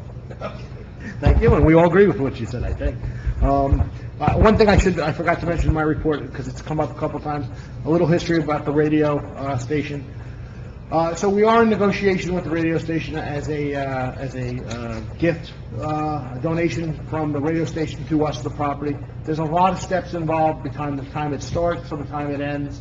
You know, there has to be the environmentals done, we have to hire a special FCC attorney to oversee it, we have to understand the process and everything that's going on. It's a time-consuming process. We don't have plans to turnkey and open a radio station the day we get the radio station, okay? That's not going to happen. We will talk to other groups, we will have some conversations with the county and maybe with some colleges and some local schools to see if we can do a joint venture in trying to bring the radio station back. But the town is not taking over a radio station that they're going to operate as soon as we switch over the lease. The deal came to us, they came to us with the property. For whatever reason, they were having issues in trying to sell it. They felt the best thing for them to do was donate it. We researched it, we spoke about it as a group, and we decided we would move forward with the purchase, with the donation. That's where we are right now. We're just going through the steps right now. I know there's a lot of talk, and a lot of residents coming up to me, how can we be running a radio station, blah, blah, blah. We're not doing that. Now, if that happens in the future, that's a great thing. But I can't promise that that's going to happen either. We're 50-50 on where we're going to go with that. Professional reports. We received notice on the PBA that they are now prepared to negotiate their next contract. So if I could get the names of the people who are going to be on the negotiating committee, I'll get the old contract or the existing contract out to them immediately, and then we need to set up a date to send out a vote. Okay. So I need those names as soon as possible. So Terry and Bill. And Eric. I'll have that out tomorrow. And then we'll need to set a date as soon as possible. You, of course. And that's my report. Oh, I love your report. Okay. Next. I provided the governing body with a copy of my report by email last week. I'm just going to go over the bigger issues on the report. In my report, I provided the governing body with the evaluation of our coalition program.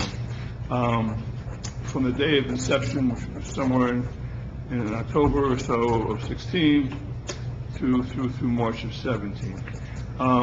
As part of the grant, we are required to hire a company called Epiphany out of Ohio.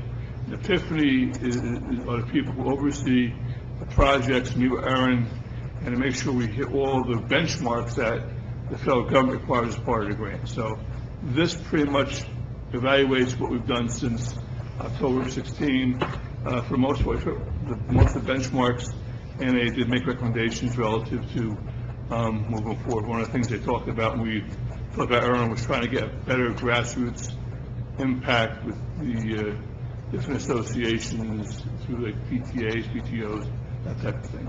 But on the overall, it was a very, very good evaluation of where we are going forward. As you probably hear, we speak since 2012.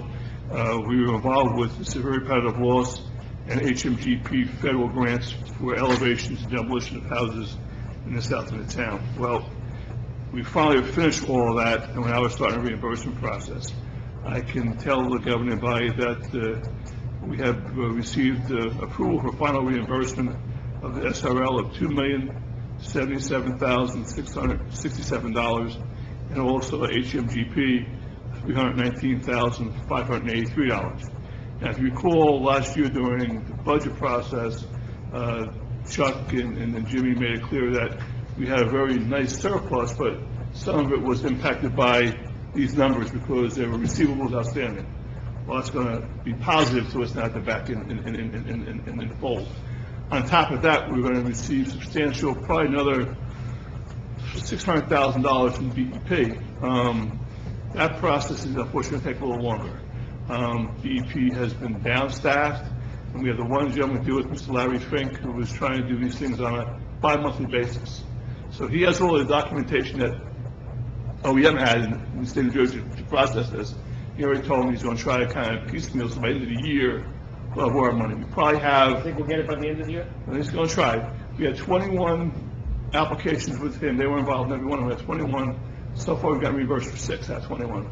And they had all our documents since last December. So it's just, it's a slow process, but these are the big numbers, and we have them, which is important. The other thing I want to talk about is on August 19th, the mayor, myself, and Joe Scupian, who is a guru of flood analysis, went down to meet with 2 members of the higher ranking of the DEP, Mr. Joe Ruggieri and Mr. Vince Mazzai. Now, the key here is Vince Mazzai is a gentleman who's been writing the flood control rules for the DEP for the last 32 years. So he is really the key guy who determines floodways, floodplains, all that wonderful stuff. We went for 2 reasons. We went to talk about the FEMA flood maps and our continued belief that there's something horribly wrong with how these maps have been determined, and also the impact of the flood maps on residents if they even continue to be approved as they are. The meeting went very, very well. The council has a full copy of Mr. Scupian's presentation. We were there over 2 hours. I've been in this business a long time. We never get 2 hours from DEP, so I think they were kind of impressed in terms of response. So going forward, we're going to look to try to work with them, get back to FEMA relative to the mapping, and there might be some relief that residents can find who are in a floodway and a floodplain, but that's still to be decided. But on a whole, the meeting went well. They agreed with Mr. Scupian's analysis relative to really looking at the floodway and floodplain as been defined. It's very technical. Normally, just very, very quickly, normally floodways are determined by what's called a steady flow model in terms of the amount of water that goes through a system when you have a flood and so forth. But our flow model, because of the dam and so forth, they use an unsteady flow model, which is another type of a model that can be used. But he's found the consistency when you match the 2 up that it's not about the numbers being right and wrong. It's about how the theory was put in place. And he did a very good job of trying to show them that the theory was off, and that if you look at just a slight a little bit juxtaposition, it changes, and they agree, and the DEP thinks that it's something worthwhile to look at. So, see where it goes from here. But bottom line is that that was a very good meeting, and it gives us the hope that we're not done yet with fighting the maps on federal level. Also, Riverdale Boulevard, as you know, we did phase 2 of that project. That was delayed almost a year, given the fact that over a year ago we had the governor's determination that all projects who are receiving state money be placed on hold. A lot of projects finally geared up again. That's completely finished. We have the paving's done, the striping's done. There's some minor catch basin punch list items to be done, and that'll be completely finished. But in terms of drivability and access, there's no issues. Broadway began a little late than we had hoped. The majority of that project has been paved. There was a 500-foot stretch that kind of saddles both sides of Colfax, which has not been paved. Unfortunately, subcontractor for AGM contracting damaged 5 of the Tilcon monitoring wells that monitor the pollutant groundwater in that area. That being said, the driller has to come back out and remove those wells, and now they're contaminated and they're worthless. DEP wants new wells put down. The driller can't get there until the end of October. So what we're going to try to do in the meantime is have a base course put on the road, so at least you're not driving over dirt and having an issue with dust in the area from now until the end of October. And then we'll eventually try to put the top coat on after the wells are extracted. And then they'll drill new wells in the hole. We should mention that it was the contractor's responsibility. Oh, it was subcontracted. Everything was properly marked out. It was on the plans. It was. There was no question. There was no errors on our end. The subcontractor, from what I understand, talking to Mr. Epps, this could be a $150,000 hit by the time it's all said and done. The project was only $235,000, so that's an ouch. That's an ouch. That's an ouch. And then the last thing I want to talk about is our works back in our rivers. As you know, we received the permit to go back into the 3 rivers and the Post Brook. We're now gearing up for that to move forward. We met here the other day with the contractor, the engineer, representatives from DEP and Soil Conservation. We put together a plan we believe will be a mutual benefit for all of us. When we begin the project, the representative of DEP and Soil Commission will be there. This way we're all on the same page moving forward. And then once we see how we're going to handle the first section of phase 1, as we move down the rivers, we will kind of use the same template going forward. Bottom line is we're going to do the removal of trees first and foremost, and then we'll work on doing shoals next year. Depending on how the shoals go, we'll finish up with a lot of the outfalls. A lot of the concrete outfalls, the piping along the rivers are just ancient. They have to be fixed. And that's a whole other process in itself. So we're going to do the trees first, because they're the ones that cause blockage in rivers and create the shoals when they do block the river, and then we'll go from there. So hopefully we'll begin in the next few weeks. We have to wait have an inspection for the wood turtle, and the stats come in, and we have to have stability barriers, but there's a lot of things that do in preparation. But the good thing is that we'll be in the rivers relatively shortly. We've had a great summer in terms of not a lot of rain, so in terms of being access and issue with access, so we should be able to bang this tree portion out in probably 4 weeks or so. So that's my report. All right, and I did forget to mention our meeting with the DEP. That was helped set up by Assemblyman Rooney. He came down with us to the meeting at the DEP. Like the administrator said, the meeting went very well. Joe Scupian is the attorney that we hired. He's an expert in the field. He helped write a lot of the guidelines for FEMA on flooding. He put out a very good presentation and I was amazed to see DEP be so receptive to the flood maps. They kind of agreed that the flood maps probably are not correct, but we're not talking about changing flood maps in our little town here, Pompton Lakes. They've built flood maps for the whole East Coast and the whole country. Changing our flood map could be a snowball effect to changing everything. So we'll see where that goes.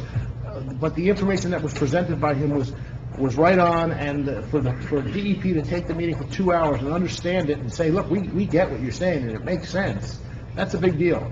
And then the next step, like the administrator said, was to affect our residents about permitting in the south end. If they're going to be put into a floodway, there's certain restrictions that they can't build with. They understand that could be a burden to the residents. And when we presented to them the fact that if someone wants to put up a doghouse, they'd have to go to the state to get a permit. It could cost $1,000 for that permit, or they can leave it like it is with us, go to our local agency here, $50 permit, and you're good. They understood that. So I think we're making good progress there. We hopefully have better news very soon about that, but I took it as a very good meeting, and I thank Assemblyman Rooney for helping us set that up. One thing that's on here that I know we all know, but everybody doesn't know, Barbara Padula has given a letter of resignation. She's been with the borough for 16 years as an assistant clerk. She's done a great job, always greeted everybody with a smile and a hello when people came in. And Liz can tell you firsthand that sometimes residents come in with maybe a little bit of an attitude if they have a problem, and sometimes it's hard to deal with. And between Liz and Barbara together, they've always handled them with respect and helpfulness. So she's going to be well missed here in town, and I wish her well in the future, and I'm sure everybody else up here also does wish her well. Any questions for the administrator? Nope. Okay. Motion to open the public comments. Open the meeting for public comments. So moved. Councilman Bennett. Second, Mayor. Councilman Branco. All in favor? Aye. Against? Anyone from the public like to address? Ex-Councilman Simone. I like that. Where's the timer that I start with? I got it right. Okay, good. You're done. Greetings all. First of all, regarding the MUA and its water main break, they did a good job. I do want to pass those compliments on to the MUA. One of the things that I think the residents should be aware of is what they, not so much in getting it fixed, it got fixed, but the process by which they did it was very well done. The approach to it, the warnings that came from different places, the method by which they did the repair, the methods by which they told you to boil the water, the explanations about being trained air in the water. There's a lot of people on Facebook who didn't know what the water being cloudy meant. So I think a lot of the following the action, there was a lot of reaction, and I think they handled the reaction well also. So there's education involved, and a lot of it came through, so that was good to see. So to them go kudos. As part of that process, one of the strange things is that Pompton Lakes Fire Department does not have any tankers. We have a modest amount of water on our engines, and we rely on our hydrants. Well, this is the first time that I think anyone can remember that there was no water in town anywhere. Wow. So what that meant is that we had no way to fight a fire. Well, what the fire department did, what the chiefs coordinated, was a reserve tanker. So and the reason I mention this is because we ended up getting a Ringwood tanker for a few hours and then a West Milford tanker for a few hours sitting on our apron. We had a crew there that could handle, our engine, and if we responded to anything during that emergency, we would have had a tanker with us for the first time, I think, ever. And it just shows you that even in an emergency like that, where there's not a drop of water, where you can't pull any water out of any hydrant, there's still a way to get things done. And, we thanked West Milford and Ringwood, but I just thought you guys should be aware that a West Milford tanker and a Ringwood tanker and their crews stayed at our firehouse for a period of, I would say, probably about 8 hours total. And then we had someone there as well. You don't have Yeah. What was that? You don't have standpipes that No, access the lake? we could, but a lot of the town is not near a lake, believe it or not. I mean, you get to... You can reload, well, you don't have a tank, so you can't even reload. No, the whole purpose of us not ever needing tankers is because we have a great hydrant system. And when the hydrants go down, yeah, you could pull a standpipe out of a lake, you could, drop a line and draft from one of the rivers, provided it was high enough. But unfortunately, if the fire happens to be 1,000 feet or 2,000 feet from a river, it's a hell of a job to do to get the water there. It's much easier to have a tanker follow us And had that happened, and we were starting to draw on a tanker, they could have pulled the second one in, and then they rotate. It's a very interesting process. Makes us appreciate, by the way, what it is to have a water system as compared to a town like West Milford or Ringwood, Kenneline, where they don't have hydrants to hook up to, and this is a daily thing for them. So, just for what it's worth, there was a little bit of behind-the-scenes stuff that, thank God, we didn't need. Well, I'll just stop there for a second. I didn't realize they were there for 8 hours, so if you speak to those departments, please thank them from us. But, we've always relied, and they've relied on us, anytime there's a situation, that these groups could go back and forth and help. So, I think that's a big plus, when alarms are called in, if it's a 2-alarm or a 3-alarm, which towns are coming to help us, and which, I know we've sent down to Patterson. So, that's a good way we're working up here, and just let them know we appreciate it. And we also had the house fire on Ramapo, which, again, by the way, we drew on our mutual aid packs. And we had, I think, a half a dozen departments responded, not knowing whether it was going to take the other house apart. Fortunately, we got it stopped on the second house short of a major problem. But there again, the mutual aid. Basically, the reason I brought up the thing about the water main break is because it's an issue that nobody really thinks of. Oh, okay, so we have no water to drink. Well, guess what? That means you have no water to fight a fire. So we were good. We were good. God forbid we needed it. The other thing I just wanted to talk about briefly was the prompt meeting last night, Camor's. I didn't get there. I had a conflict, but going back, as Frank mentioned, 35 years ago, whatever it is, when I was chairman of the planning board, we had an application before us for the pump and treat system that's on the DuPont property. And I remember going over that in great detail as to how they were going to do it, what they were going to do, what we could expect from it.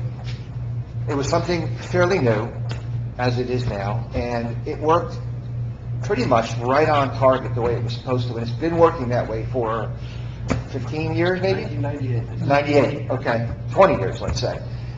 That system works, and it has been basically flushing. And it's a process that has worked and worked well. We got reports on a quarterly basis at the planning board. I think we still do. And the progress that was made on that is excellent. I've also been thrilled to see that we finally got into the lake, and that, from what I understand, they're a little ahead of schedule, and they're doing a good job, and that there's been really almost no complaints as far as the process, which is a pretty messy process to know that it's going as well as it is. I can't tell you how pleased I am to see that that's going on. And then last night with this process for putting in this flushing system along Barber Drive, I'm all for it. I believe that it will work and well enough to make an improvement. The issues that you guys brought up as far as, warranties or guarantees or insurances, that's all valid, but the process of water, using the water, clean water, to manipulate where the contaminated water is, I think is a good process to try. So I'm very hopeful that the DEP will let them do it. The details of it, that's for you guys to work out, but I'm glad to see that they're making progress, because one of the things we always hear is, they're not doing anything, and then when people come up and say, well, we'd like to do this, you can't do that. Okay, well, what about this? No, you can't do that either, and so you never get progress. So by getting the stuff that we've gotten going, we're making good progress, and I'd like to see that continue, and I'm really looking forward to having the lake restored and a nice shoreline put in there. So encouragement to you guys to keep that moving. And You're right. It's a slow process, and like I try to remind everybody, this is a trial. We'll see if it works. If it does work, it'll get on a bigger scale. If it doesn't work, like Frank mentioned, they tried other things that haven't worked in the past, but they're trying. They're at least trying. Let's give them, hope that it works and it moves along. That's what we're looking for. Yeah. And getting the DEP here, I think, is a good idea. If you can get them. Of course. Yeah. That's fine. Thank you. Thank you. Anyone else from the public? Please.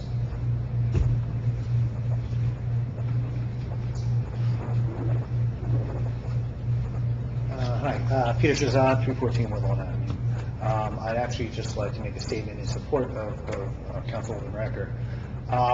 Christmas is the only religious holiday that is also a dual federal holiday. So much so that if Christmas happens to fall on a weekend, that federal employees will still either get that Friday or the following Monday off in compensation. So there is a very distinct difference between that holiday and all others. Kind of much to my chagrin, I believe in separation of church and state.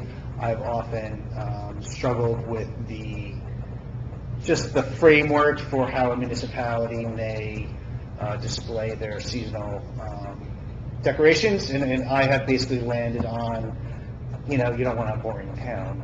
So yes, I would like them to exist, and basically any other religious minority or other not, should they make it known that they would also like to include their symbols in seasonal displays, that should rightfully happen. I think it's a legal requirement, is that correct or not?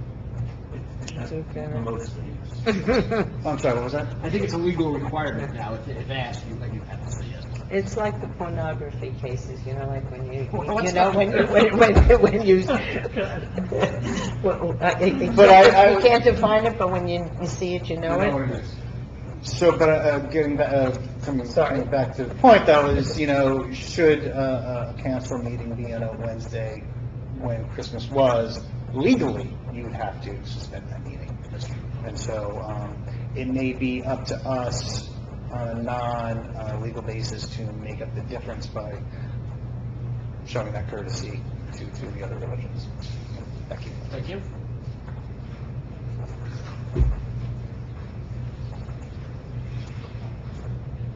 My name is Gregory Wayne Cockapher, 26 Albert Street, Pompton Lakes, New Jersey. When I went to high school, you had the Fine Blooms.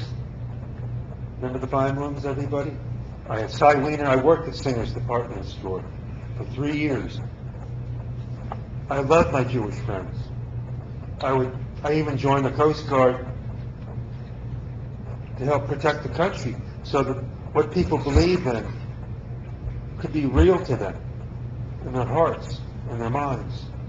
I respect the Jewish people because I respect that my Savior was Jewish. And to me, the Jews have to have their holidays because that's ordained by God. And I just thank the Lord that I was able to have friends who were Jewish. And to me, it was a very satisfaction thing. Yes, there's a lot less Jews that live in this town now, but I have a memory of at least 50 people who I went to school with. See, I was originally from Bloomfield. We moved here in Pompton Lakes because of my brother's special needs, because Pompton Lakes had an excellent special needs program. So I did not attend kindergarten, but I did attend first grade in this town. And right off the way, I made friends with David Feinblum, Paul Rappaport, all these Jewish friends. I mean, it was like, wow, I got friends. Before, in Bloomfield, I didn't have any friends. So I respect the Jewish people, and I would actually go to war to protect this country for all people and their religious beliefs. And I just wanted to voice that. Thank you. You're welcome. Anyone else like to address? Come on, Al.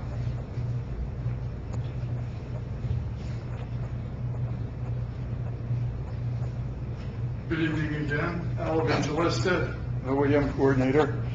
Before my meeting turns into an international incident, I'd like to explain myself.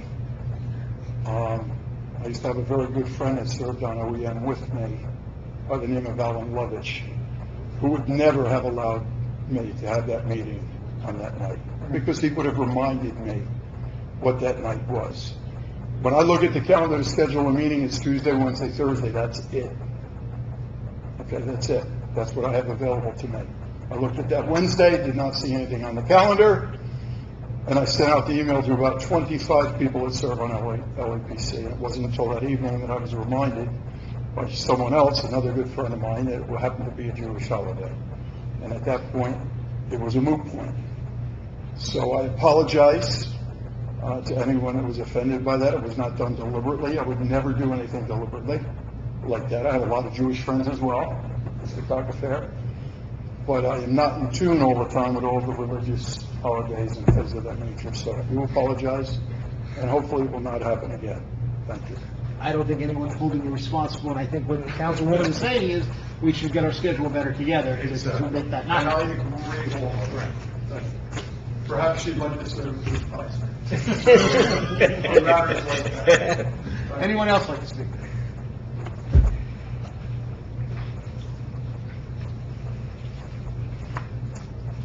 Yeah, Randy Hinton, 443 Montclair Avenue. I also attended the DEP meeting, and I do agree with Frank and you and about an insurance plan that should cover those residents just in case something does happen. Anything is possible with this new system, and there should be some kind of plan in effect. I just want to touch base on the, you straightened me out as far as the small donation of land and as what it would cost if you had to foreclose.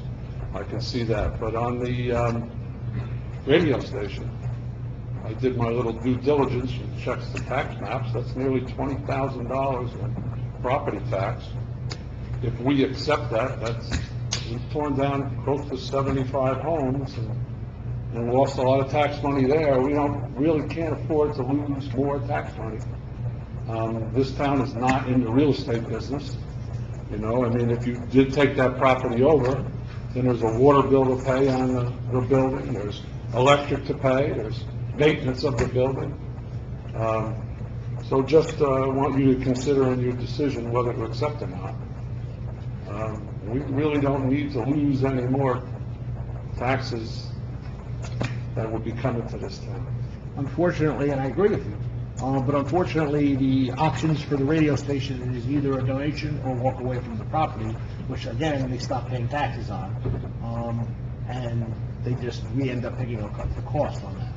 Is everybody going to start walking away from their properties now? Well, there's legal action Is involved. this a bad habit? This is legal. Believe me, there's a lot of them going on right now. You'd be surprised how many people are. Oh, yeah, I understand that. I've seen it all over. And they go to court, and eventually, whatever happens in court, but that's out of our hands. But in the meanwhile, we carry the burden when they're not paying their taxes. So either way, if they decide not to start, they've tried to sell the radio station, I understand it, to no avail. No one was interested in the property. The cost of in-rem foreclosures is thousands of dollars. Well, yes, I know that. So when somebody says they're going to give the borough a piece of property, if the property is worth having, it's got to be worth having, the borough should take it, because the alternative is to spend thousands of dollars to get it, because you're going to have to take it anyway. Yeah. And there is an appraised value on the property, which is well over the $20,000 in taxes that you're talking about. But it would cost us money at the end to fight, just as the council is saying, if they just walk away from it, which we understand this is the possibility of what's going to happen. So we're being forced into the real estate business. We're not, we could say no to it. We could just say no. You should also point out that about 80% of that is going to be open space. Right. You're taking open space anyway. It is, I should mention, the property's about 5 acres. It is 5 acres. 5.3. 4.2 of it, I think, of it is unusable open space land that stays open space. We're really talking about just where the building is and the parking area, that's the usable area, but there is a value to that, because it is a home and it is a usable spot. That's really the spot we're talking about. Either way, the other space is not going to be taxed. It's that area that's going to be taxed, if anything. But it's an unfortunate situation. I mean, I would love if the radio station stayed there. I mean, that would be what I would ask. But it doesn't seem like that can happen. And no one's willing to pick up an AM station, I guess, anymore. I'm not enough knowledge about that, but this is what I've been told.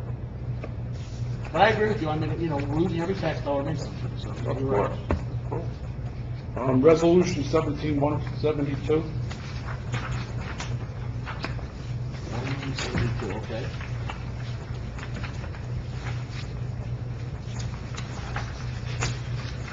Montclair roadway project, man. Right, that's the road project. Yeah. On Montclair? Yes. Thank you. You're welcome. Do you happen to know somebody who lives there? Oh, okay. Any other people from the audience? How many times you go to church? I think there's a limit at some point. This is the head church. Come on up, man. That is true. You have like 7 shots. We'll call you Gretzky. No, you can't sit down. Again, televangelist speaking for OEM. On the subject of WGHT, they have been a tremendous asset to this town along the lines of emergency management. They have been on the air at times when they were not allowed to be on the air. They had to get permission. because as you may know, they are on the same frequency as the Washington Capitals. And at night, especially AM stations have to go off because of something called stick. So if you want to listen to Washington at night, just tune in 1500 and you'll hear it because their station makes the trip. But more importantly, they got messages out for us in times of need. They installed a brand new generator. They elevated parts of their building. I mean, they did everything possible to make it viable in the event of a flood. And they worked well with us over the years. And I want to thank them publicly for that. They were spot on when they had to get emergency messages out. But unfortunately, before Tom Niven passed, he had spoken to me about an FM translator for that station, which would give them the ability not only to broadcast an AM, which is now not so much of a choice. Now it's Sirius Radio and FM. AM is not the real choice. And they did not get that FM translator. As a matter of fact, I wrote a letter on their behalf from OEM, from our borough, supporting that FM translator. They did not get it. And I think that set them back a little bit. I don't know if they have had problems with selling sponsors or anything, but I can't imagine the cost of running that station. I ran a station for my high school. It was an FM station for many years, 10-watt station, and we lost it to William Patterson College, University now. The reason we lost it is because you have to be on the air a certain amount of hours per day. You have to have an engineer that takes your frequency readings and your power readings daily. It's an expense to run a radio station. So I throw that out there in anticipation of everybody thinks we're going to have our own radio station. There's a tremendous cost involved in running and maintaining a radio station. As much as I would love to have it for our borough, it's probably an impossibility. So I wish them well. I'm sorry to see them go, and they were a tremendous asset. So thank them. And I've got to echo what you say. I mean, I would rather see them stay. They, just for what the reasons you brought up. I mean, they were a good friend to the town, and when we needed them, they were there, and they were always willing to be on the air if need be. So, if there was something that we could help them with to stay, unfortunately, it doesn't seem to be going that way. But first of all, it's good to know you have some knowledge in the radio field, so they might be knocking on your door. OEM and radio. But secondly, with just that same situation, we're going to talk to William Patterson College. They have a nice radio program going there. Our school has showed some interest.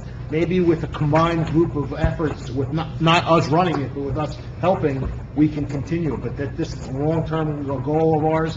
It's not going to happen quickly. We're not going to be a turnkey where we're just taking over the station and opening up a radio station. That's not going to happen. I can guarantee that. So we're just keeping our options open right now. Anyone else from the public? Okay. Motion to close the public session. So moved. Council President Riker, second. Councilman Bennett. All in favor? Aye. Against? Approved of the floor. Anybody approve the floor? Can I say something? But it'll be short? No, let him go first. I'll be quick. Just a couple things. A street sweeper came down my road the other morning, like 7:30. Everybody's car was there. A guy drove straight down the middle of the road, basically. Had he waited maybe half hour, 40 minutes, most of the street would have been empty. It's a shared service. Can we bring that up with... I appreciate that. Next, the water main break highlighted how unprepared a lot of folks were. OEM coordinator Evangelista gives a presentation every March, I believe, and a handful of people show up. Most of the folks are in this room right now. So one thing that we have started doing was making sure that there's 1 gallon per person for 3 days. So that means a family of 4 should have 12 gallons of water in their house. What I've been doing is going to BJ's and buying big crates, 6 gallons in each crate. We have 2 that I rotate through every so often so the water doesn't get too stale. But then we had drinking water. What's your address again? We know where to go. It's out there. It's out there. You guys know where I am. My cell phone number's out there too. Everywhere. No, you're right. You're correct. That's all I got. Everyone should be prepared. Correct. Be prepared. I just want to thank everyone for allowing me to speak my mind for a few minutes, and I thank you all for your comments of support. And those of you who are celebrating the holiday, the traditional greeting is Lashana Tova, which means a good, sweet New Year. And going into Yom Kippur, the traditional greeting is may you have an easy fast. And anyone who is celebrating it's not a celebration, observing Yom Kippur, may you have an easy fast. Thank you. Terry, the question I have, I know you usually bring in, because I'm always looking to eat something. When's the holiday when the cookies? When you bring the cookies? Yeah, the cookies, When's that? I cater in the spring. Oh, it's This is spring. not the... They don't make nothing now. I mean, I love when you bring them in, they're the best. Those are the Hamantashen All right. and the All macarons. right, That's thank the you. spring. Anyone else? There is no such thing as an easy fast. Okay, motion to adjourn. So moved. Second. Thank you everyone for coming. I don't think you're ready.